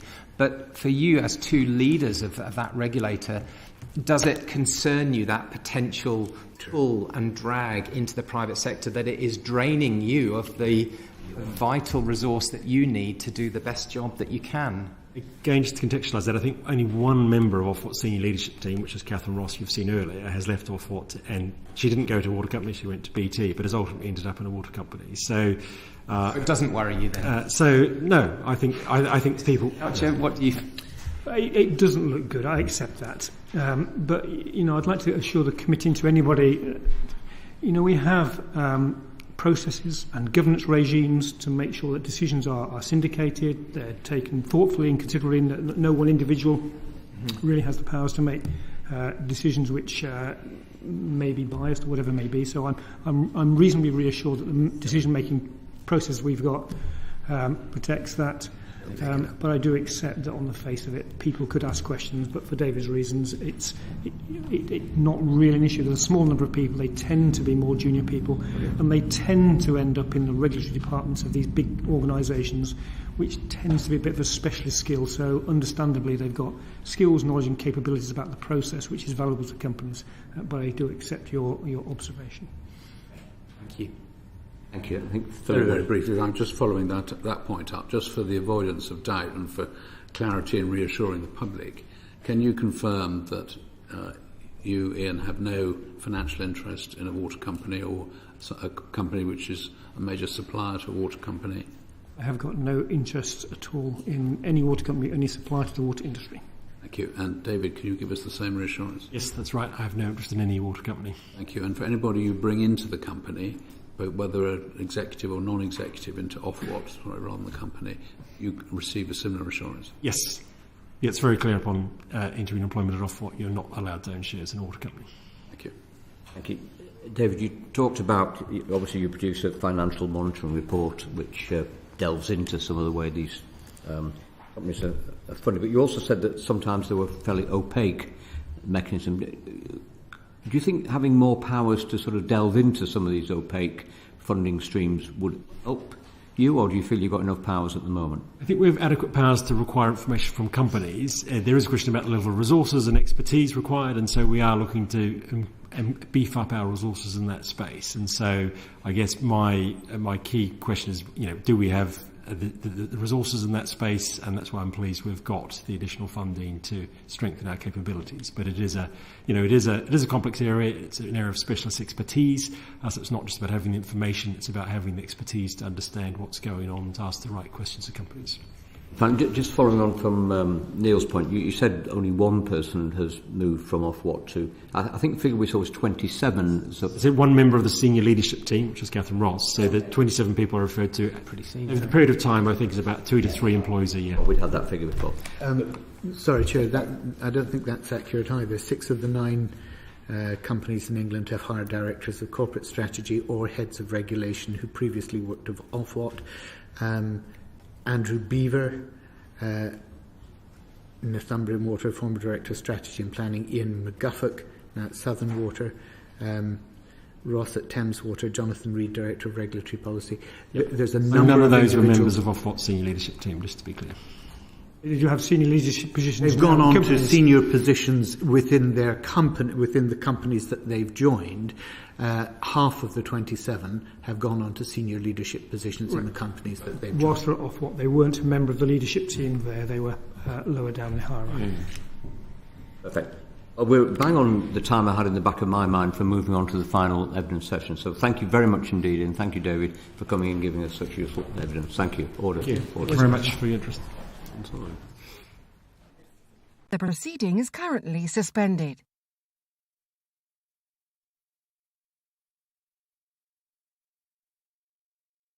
The proceeding is currently suspended.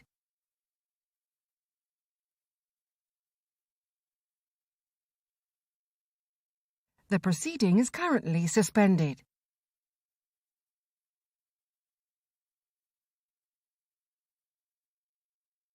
The proceeding is currently suspended.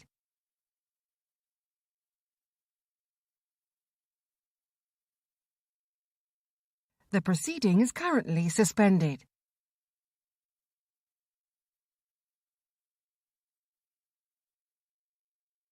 The proceeding is currently suspended. Well, thank you, and welcome to our panel for the second session. If I could ask you to introduce yourself, starting with the Minister, I think. Good morning, Chair. Rebecca Powell, Environment Minister, also Water Minister comes under my portfolio. And I'm David Hill. I'm the Director General for the Environment in DEFRA. Perfect, thank you. If I could start, Minister, with the question. We heard how, in the worst scenario, if there was a failure, we've been looking at some of the energy companies, the banks, if there was a failure and the water companies had to go into special administration, how concerned are you about the potential failure at Thames Water and other providers in the sector? Is it on your radar? Well, as the Water Minister, obviously, I'm looking at all the water companies and working very closely to make sure Ofwat are doing their job as the regulator. So they would be highlighting things to us constantly, of course, and we were very mindful of their resilience report that they came out with earlier in the year. In terms of the special administration order that you're referring to, of course, should a water company no longer be able to fulfil its financial obligations, the Secretary of State and Ofwat have got powers to apply for this on insolvency grounds. But I've been made fully aware, and in fact the new chairman, Sir Adrian, came in to see the Secretary of State just yesterday, who gave absolute assurances that we are nowhere near that situation. But a government would always have to have the measures in place should they ever be required.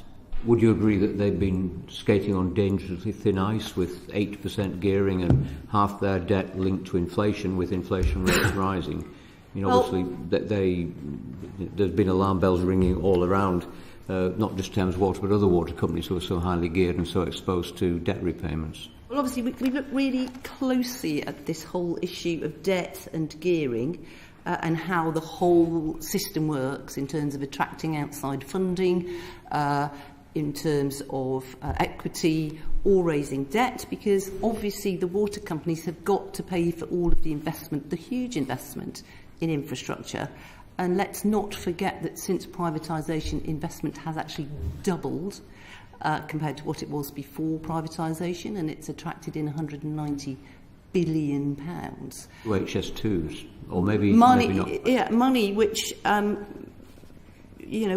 one might say we would have struggled to have attracted had we not gone through this process of privatisation. Because if you talk to people, we might call it back in the old days, Robert, but I think you and I were around, and I've met with a whole lot of people actually who were involved pre-privatisation and then saw the system through, and now privatisation, for them to reflect on their thoughts on it. And the water system was in a terrible state. We did have terrible leakage. We have had masses of interruptions to supply. And we cut leakage by, I think, a third. We cut supply outages by a fifth. So there's been huge improvements. So I honestly think we must not forget to tell that story. That's not to say there is not an awful lot we have to keep our eye on, and we have to make sure our water companies are delivering what we need now in also a changing world. I think the chair of Ofwat referred to that. We've got huge demands on us now because also of climate change and so forth. But in terms of I think you asked the question about the gearing. Obviously, Ofwat did indicate in their financial resilience report that they had some concerns about Thames. That's why they're working with them very, very closely. But I think, and I'd like to draw the committee's attention to those statements that we've had from Ofwat and Thames Water. So on the 29th of June, we had a statement that emphasised that Thames Water had a strong liquidity position, which included £4.4 billion of cash and committed funding. And we've just had the Thames Water announcement, haven't we, this week, with the accounts via the annual report, that they've secured a further, some money was committed earlier in the year, but we've had a further £750 million of equity investment. That was a shortfall on the billion that was suggested needed to be injected, though, wasn't it? Yeah, but I think they gave some adequate answers. I've been listening to, this is the money that needs to be spent soon, and they need to know that they've got it. And the company knows that the shareholders know that they'll be seeking another £2.5 billion. And they've given a statement of intent of that. And actually, you asked about the gearing. So with this injection of funds, it's just dropped to 77.4. So it's coming down. I have to just get this in there, Chairman, that it was actually under the Labour Party in the sort of mid-2000s that this debt, if you look at a graph, started to go like this in the water companies.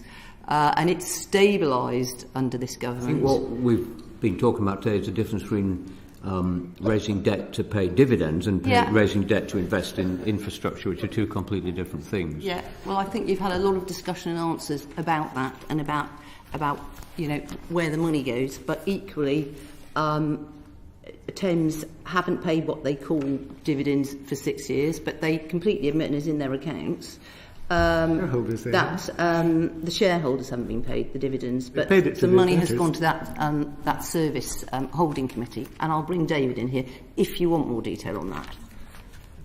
I think the question I was going to ask, maybe David could come in if necessary. Are you prepared for a potential failure? And if so, could you reassure the committee and indeed the taxpayers that this wouldn't be about bailing out the shareholders, but about ensuring that service continues to be supplied? Oh, absolutely. I think that's a really clear message we have to give customers. This will not affect customers. The whole point, if it was ever needed, would be, and it's not a form of renationalisation, just to get that absolutely on the record, it's a tool that's used to ensure that the services can continue and that new owners can be found. Bulb has been referred to a number of times in the work with Desnes. So, lessons can be learned from that. Obviously, water companies are different in the way they're structured, but we can give absolute assurances that, if necessary, the system is there. But also, I'd really like to assure the committee that we will keep the committee informed as and when and if necessary. But as I said in speaking to the chairman yesterday, we would be. It's not on the cards. We're a long way from that. There's a lot of work underway already with Thames to sort the gearing out and to ensure that the company can continue to deliver the services customers need. Thank you. Did you want to come in? Just add a little to that, Chair. So, as the Minister said, should a special administration order ever be needed for a water company, the statutory purpose of the order would be to ensure that customers continue to receive their water and their wastewater services, and that public interest test is really the reason we have a special administration regime on the statute book in the 1991 Water Industry Act. As I think David Black was saying earlier, in terms of taxpayer liabilities, important to note that this is a company, in the case of Thames, with £19 billion worth of assets. So in the first instance, the task of the administrator, if appointed, would be to work with debt holders and the company to protect the interests of the taxpayer. On your question about preparedness, obviously we need to keep all of our preparations for a whole range of scenarios up to date, and that's what we will do. But as I think Sir Adrian indicated earlier, the liquidity statement from the company was important, because I think that's the company very clearly signalling that with £4.4 billion of liquidity were some way off some of these more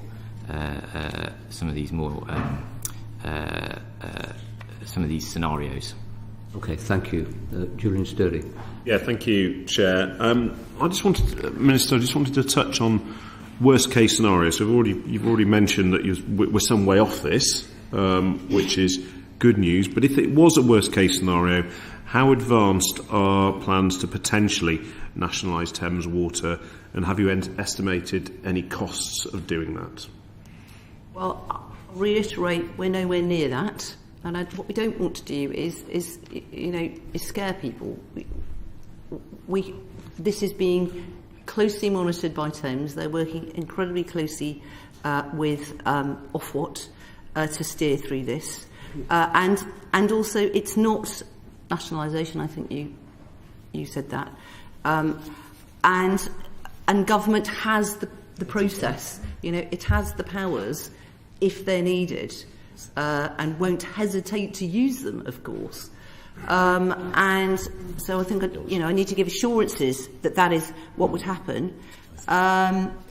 We've got, and what would, government, the Secretary of State and Ofwat have the powers to place a company in special administration, effectively. And the point of it would be that so that it could be transferred as a going concern to new owners.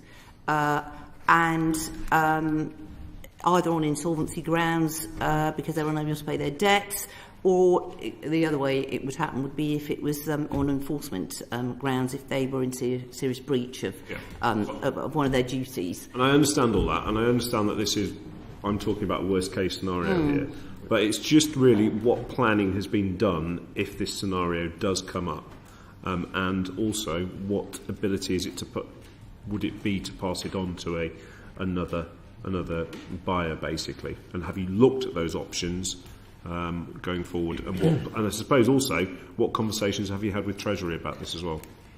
I'll bring David in here. Shall I take that? So, as I say, we keep all our preparations up to date for a range of scenarios, up to and including special administration, should that ever be required.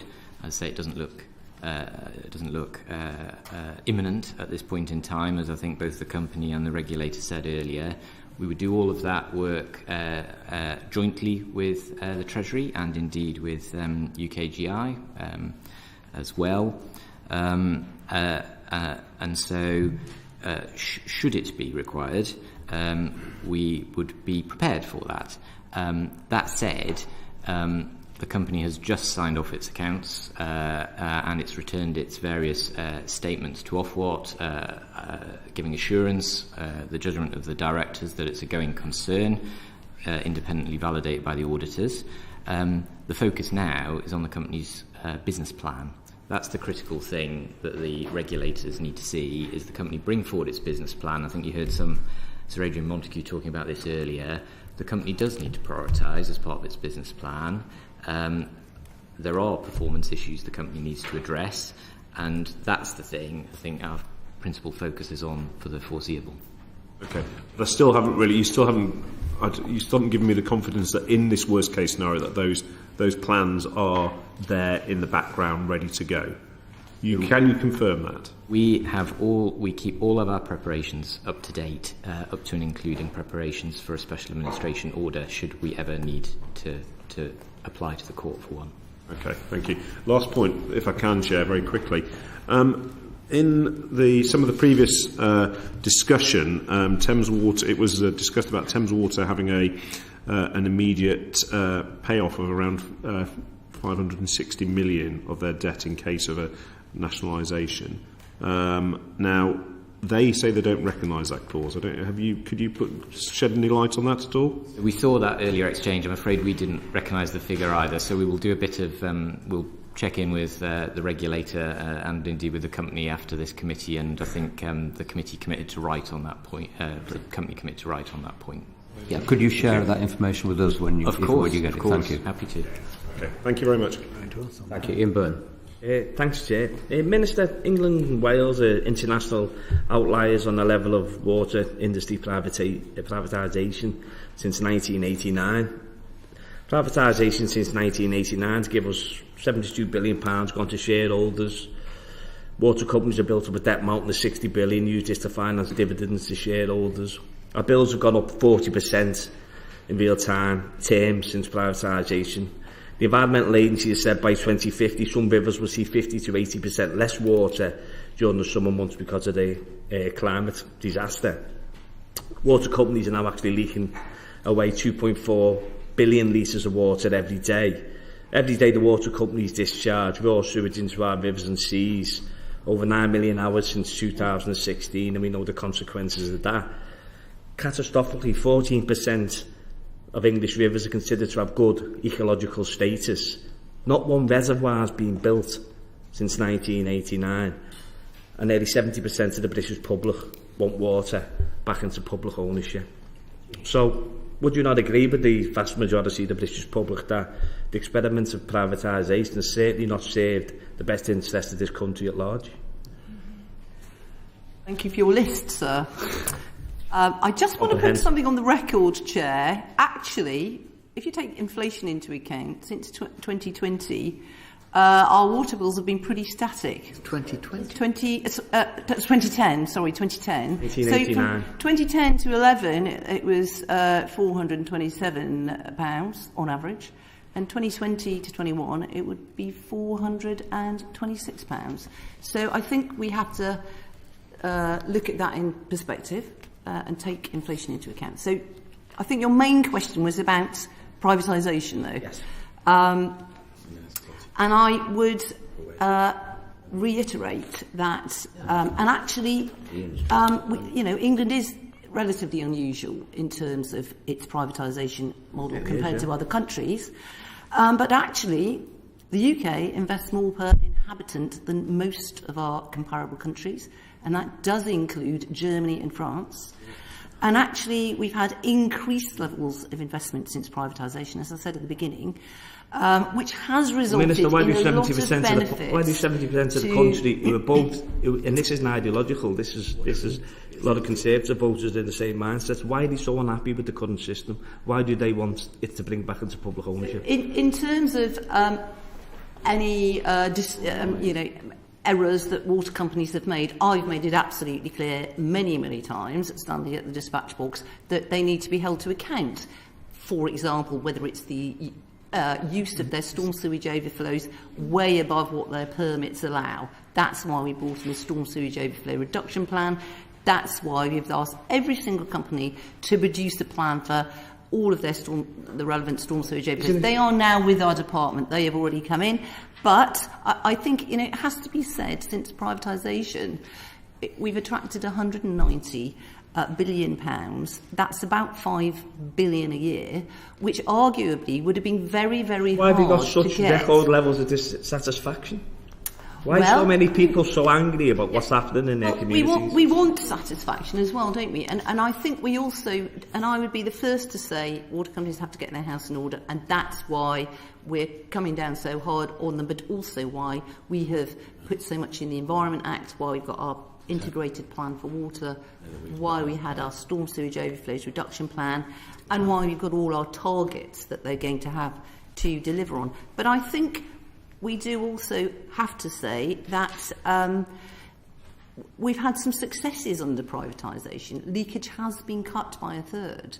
Outages have been cut by a fifth. And I'm not defending any of the recent outages we've had from some water companies. They have to get their house in order. And they are. And that's what Ofwat has to do, and that's what we have to oversee. And I think we have to demonstrate to the public that a lot of good is being done for water, and water is the most critical thing going forward. That's why we brought out our integrated plan for water, and why, as the government, we're backing it all up with legislation and indeed enforcement and higher penalties and so forth. Maybe we have to take the ideological straitjacket off and look at alternative models of ownership, because many would say it's been a catastrophic decision to leave a public good at the mercy of the market, something which actually sustains life. So we looked at alternative models of ownership and governance, such as those in the Welsh, Scottish and Northern Irish waters. Well, obviously it's really sensible to learn from other people. But in terms of Scotland, I think David will back me up here. So in England, we're now monitoring, and it's this government that's brought in all the monitoring. That's why we really know what's happening. This happened under the Conservative government, not the previous Labour government. I think it was 4% of storm sewage overflows monitoring when we took over. Now it's 93%, and it will be 100% by the end of the year. Now in Scotland, they actually only monitor 4% of their storm sewage overflows. And in Wales, I believe I'm right, and we can send you the stats, Chair, their illegal use, basically, of storm sewage overflows is much higher than it is in England. I think, David, you might be able to back me up with We're some in of those danger stats. of straying into quite an ideological debate, which, you know, this particularly looking at the issue of Thames Water, the problems they face at the moment. So I understand that. I think probably the next general election will be a good opportunity to exercise these issues, Ian. So, okay. So can we move on to Derek Thomas? Thank you very much. So actually, sadly, picking up from that, and you're right about the monitoring. The reason people might be dissatisfied is because actually we have provided some very transparent information about what's actually going on and then how we fix it. So I completely get that we've engaged with the consumers, customers told them what is expected, and that's why they're much more aware of what's going on. But the concern I've got is that much of the water industry is owned by overseas financial investors. I wonder if you think, with that responsibility in your portfolio, whether actually that's an acceptable thing to have for the UK customer, and whether there should be stricter ownership criteria. Yes, thank you for that. And yes, we do have a lot of overseas investment, but I think in a way that's one of the strengths of the system. Despite all of the conversations that have been going on, we've still continued to attract a great deal of overseas investment, and we need to attract in overseas investment so that we've got the funding that we require. Obviously, a strict eye needs to be kept on that and where it is coming from.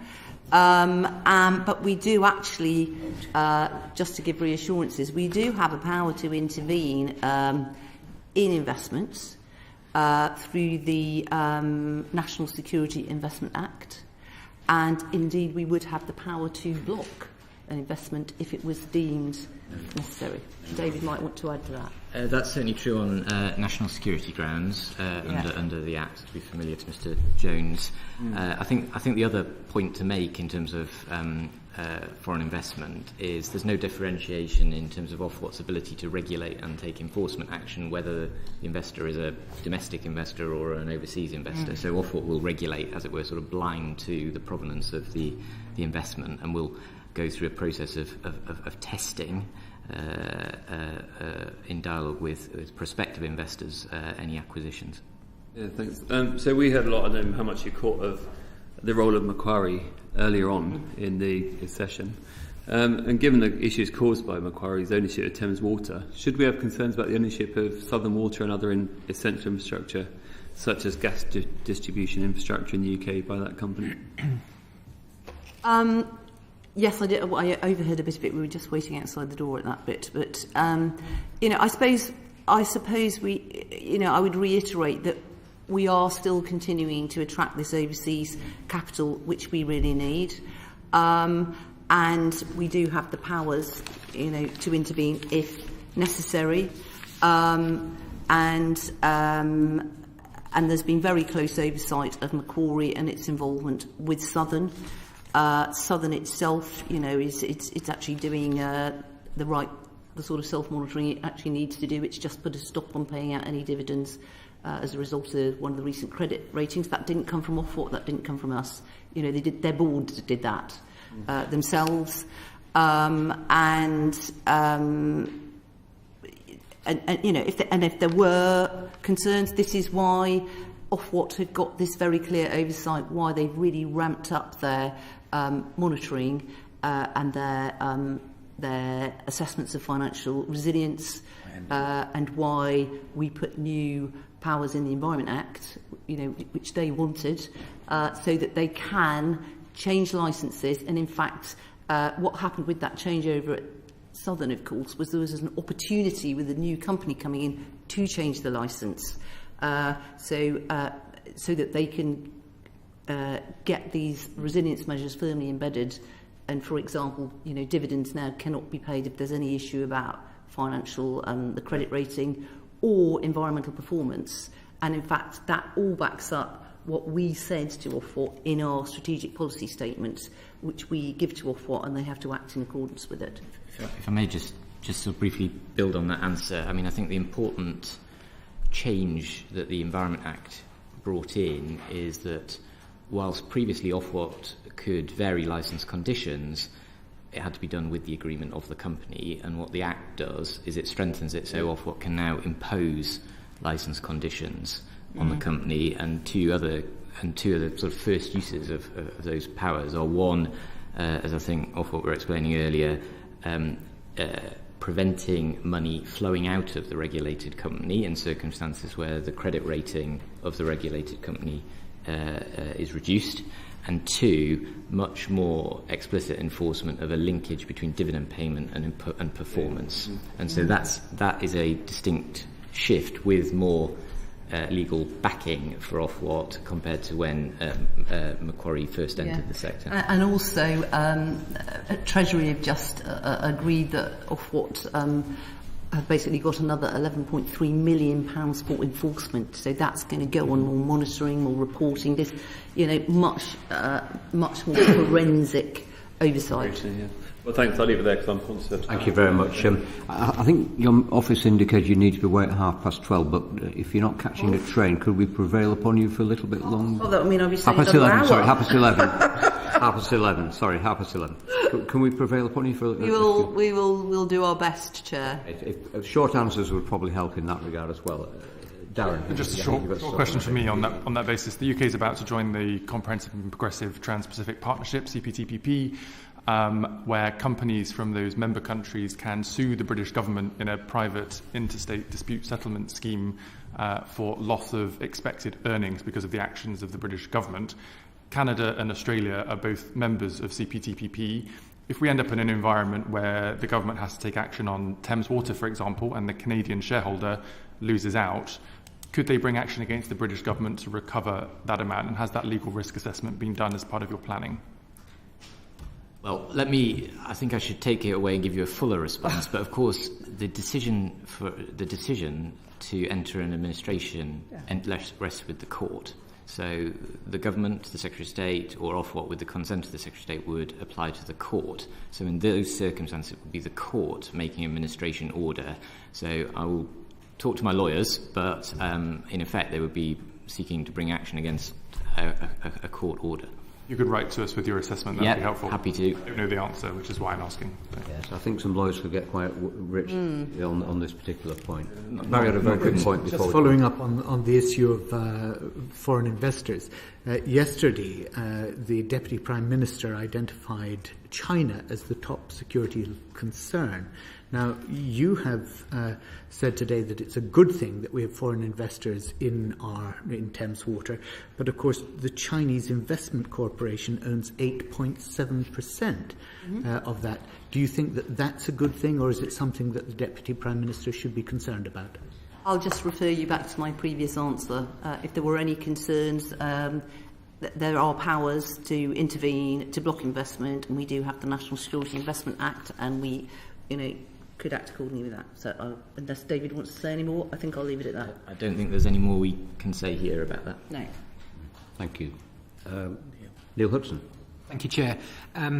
Today we've been looking at the example of Thames Water, but also as its broader implications for the resilience of the water sector across the country.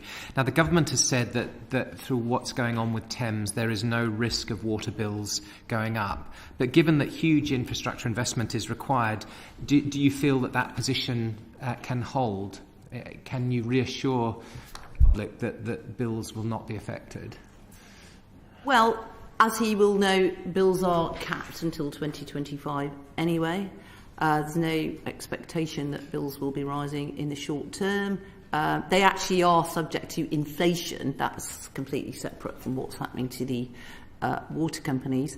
But in terms of any potential rises to bills, that will all come out in the wash once Ofwat have gone through all of the business plans for the water companies. So, and you know how they work. They look at what water companies are required to deliver, what expectations we as a government have put on them through our targets and through the public's expectations, in fairness, the huge investment that will have to happen in future, and then decisions will be made. But I would really add that we're always mindful of the effect on consumers. We do have a sound system for looking after the vulnerable, and we have our Water Shore system. I think already 1.3 million people have been helped through that. So that is always there, our social tariffs, payment holidays and so forth, and will continue to be there. And indeed, you know, we will considerations will be made about whether there might be some impact on customer bills, but we can't say what that will be yet. Broadly, you feel that hopefully the 5-yearly water bill review, these events shouldn't buffet them too significantly. Well, also, the whole reason why we have the debt and the equity, of course, is to get the big cash injection in to build the infrastructure as fast as we can, within the limits of, you know, have we got the people available to build the stuff, in particular, have we got the materials, but also so you don't get sudden impacts on bill payers, and it's always got to be smoothed out. I mean, I think it wouldn't be wrong to say that, of course, Thames Tideway Tunnel, you know, that has been factored into bills. That was all completely understood by the people of London, and that's due to open next year. And that's the way that's worked. And that's a completely separate private partnership, private-public partnership. Separate to that, the government has announced very welcome that there will be potentially unlimited fines on water companies that don't play according to the rules and not fulfilling their capabilities. Can you give reassurances that if those fines are enacted, and we welcome that those teeth are now being given to the regulators and the enforcing agencies, can you give reassurance to the public that that will not have any effect on water bills? With the fines? If we... No, well, the fines have got to come out of, you know, from shareholders, and no money should ever come from customers to pay for these fines. They should have no effect on customers' bills, then? And you know, we've also set up our water restoration fund so that money from fines go into that. That money will go back into the environment. And, you know, I think you are referring to our announcement that we've just made about the variable monetary penalties. Shall I talk about that now, Chair?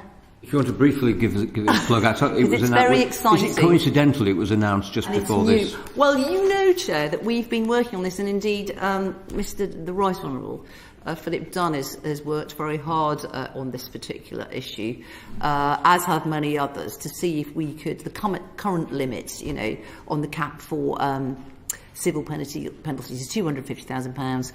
Today we've announced that will be unlimited, and that's for people contravening their permits, and it's, you know, will be used as and when appropriate. But you can there will still be obviously criminal opportunity to go to the criminal court, but if appropriate, these civil penalties can be used.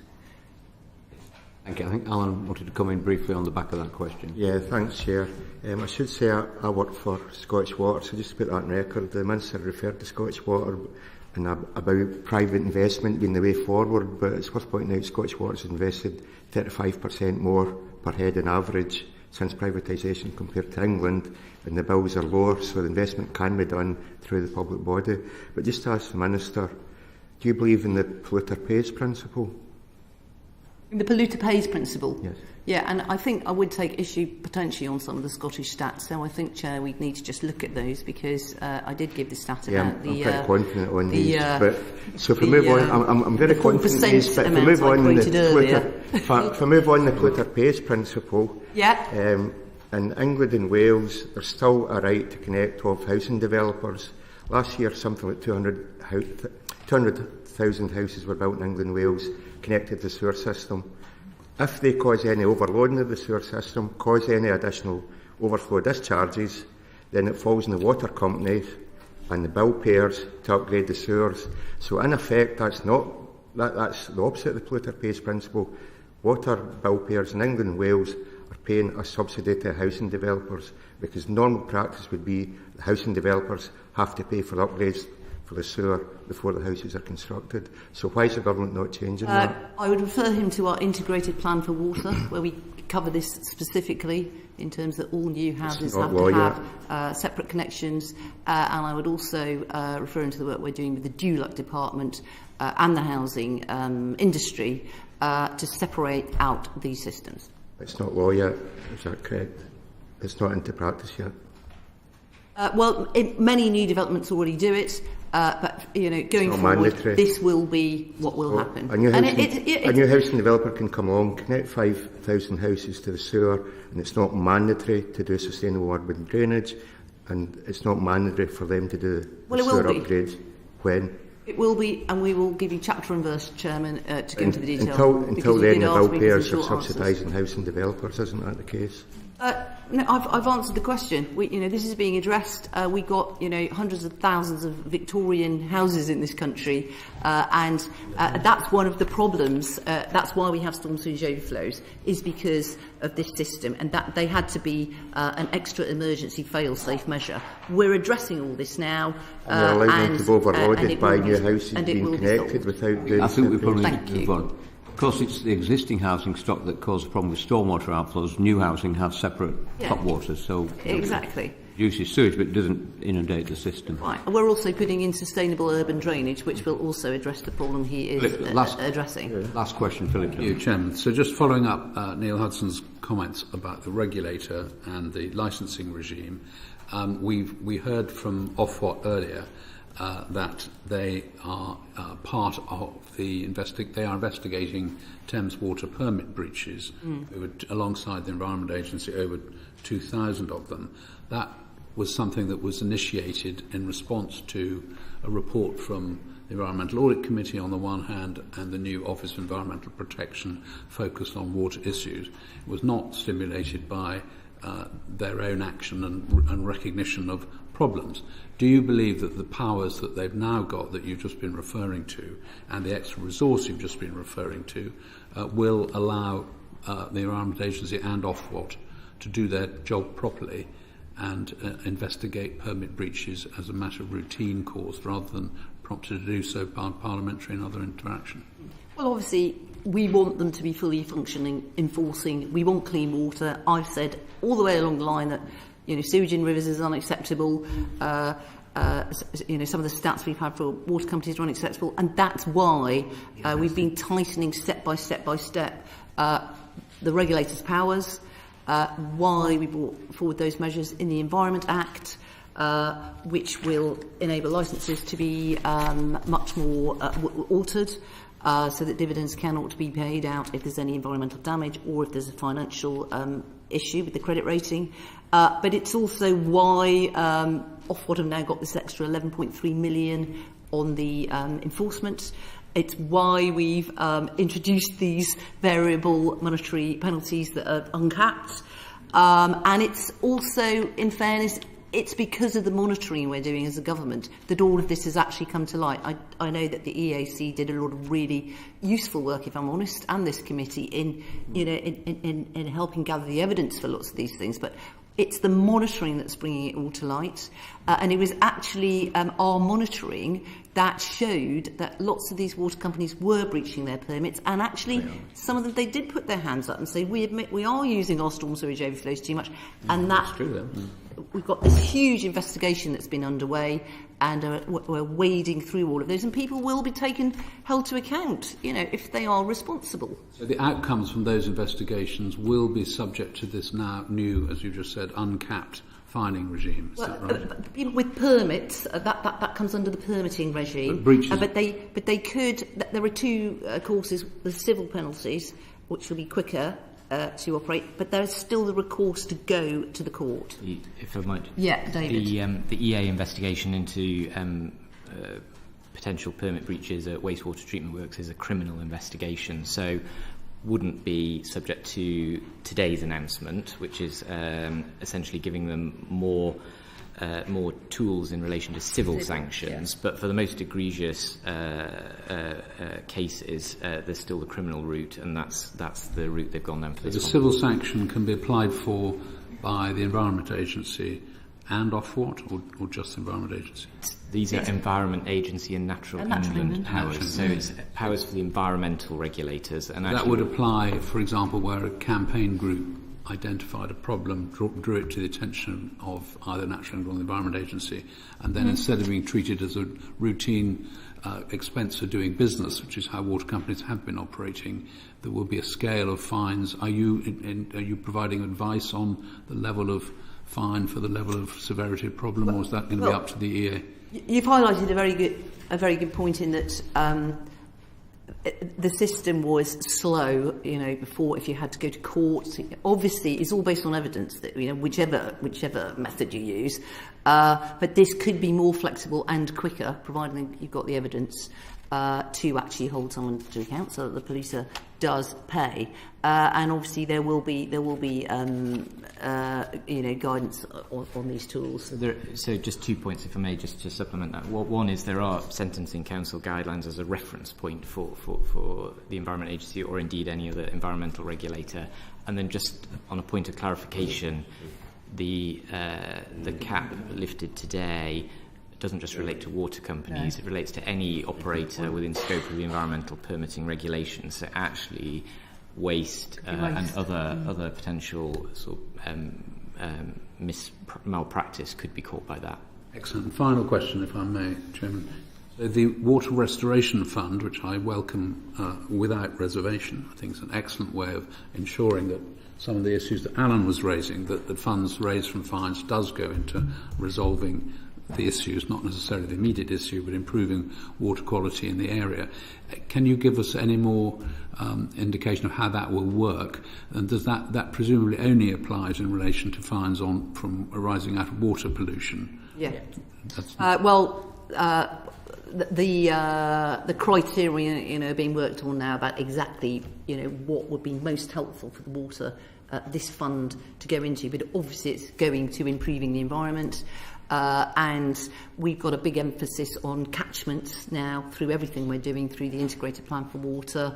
And because really we need to work at a catchment level if we're really going to, have the cleanest, most wonderful water and ecologically healthy rivers, we need to work right the way up the catchment. So there'll be a focus on it going into things like catchment restoration. And there are already some great projects, Chair, but many more of those. This would be a good use for the money. Determined by DEFRA. But there will be other categories that are being looked at right now to make sure that the money is channeled to the most useful place to have the quickest impact as well, and potentially to be used in the area where it was raised, where the money came from. Sorry, I said it was the last question, so it's supplementary to the last question. So, will there be some guidance coming out of DEFRA as to how these will be deployed? There will, yes. And we've actually sought lots of views on this. So we've been talking to lots of different organisations and groups about where they think the best use of the money would be. Thank you very much. Thank you very much. So I think we'll draw stumps now, if we may. Could I thank Mr Hill and Minister for your time? Could I also thank our colleagues from the Business and Energy Committee and the Environmental Audit Select Committee for their cameo roles this morning. And order.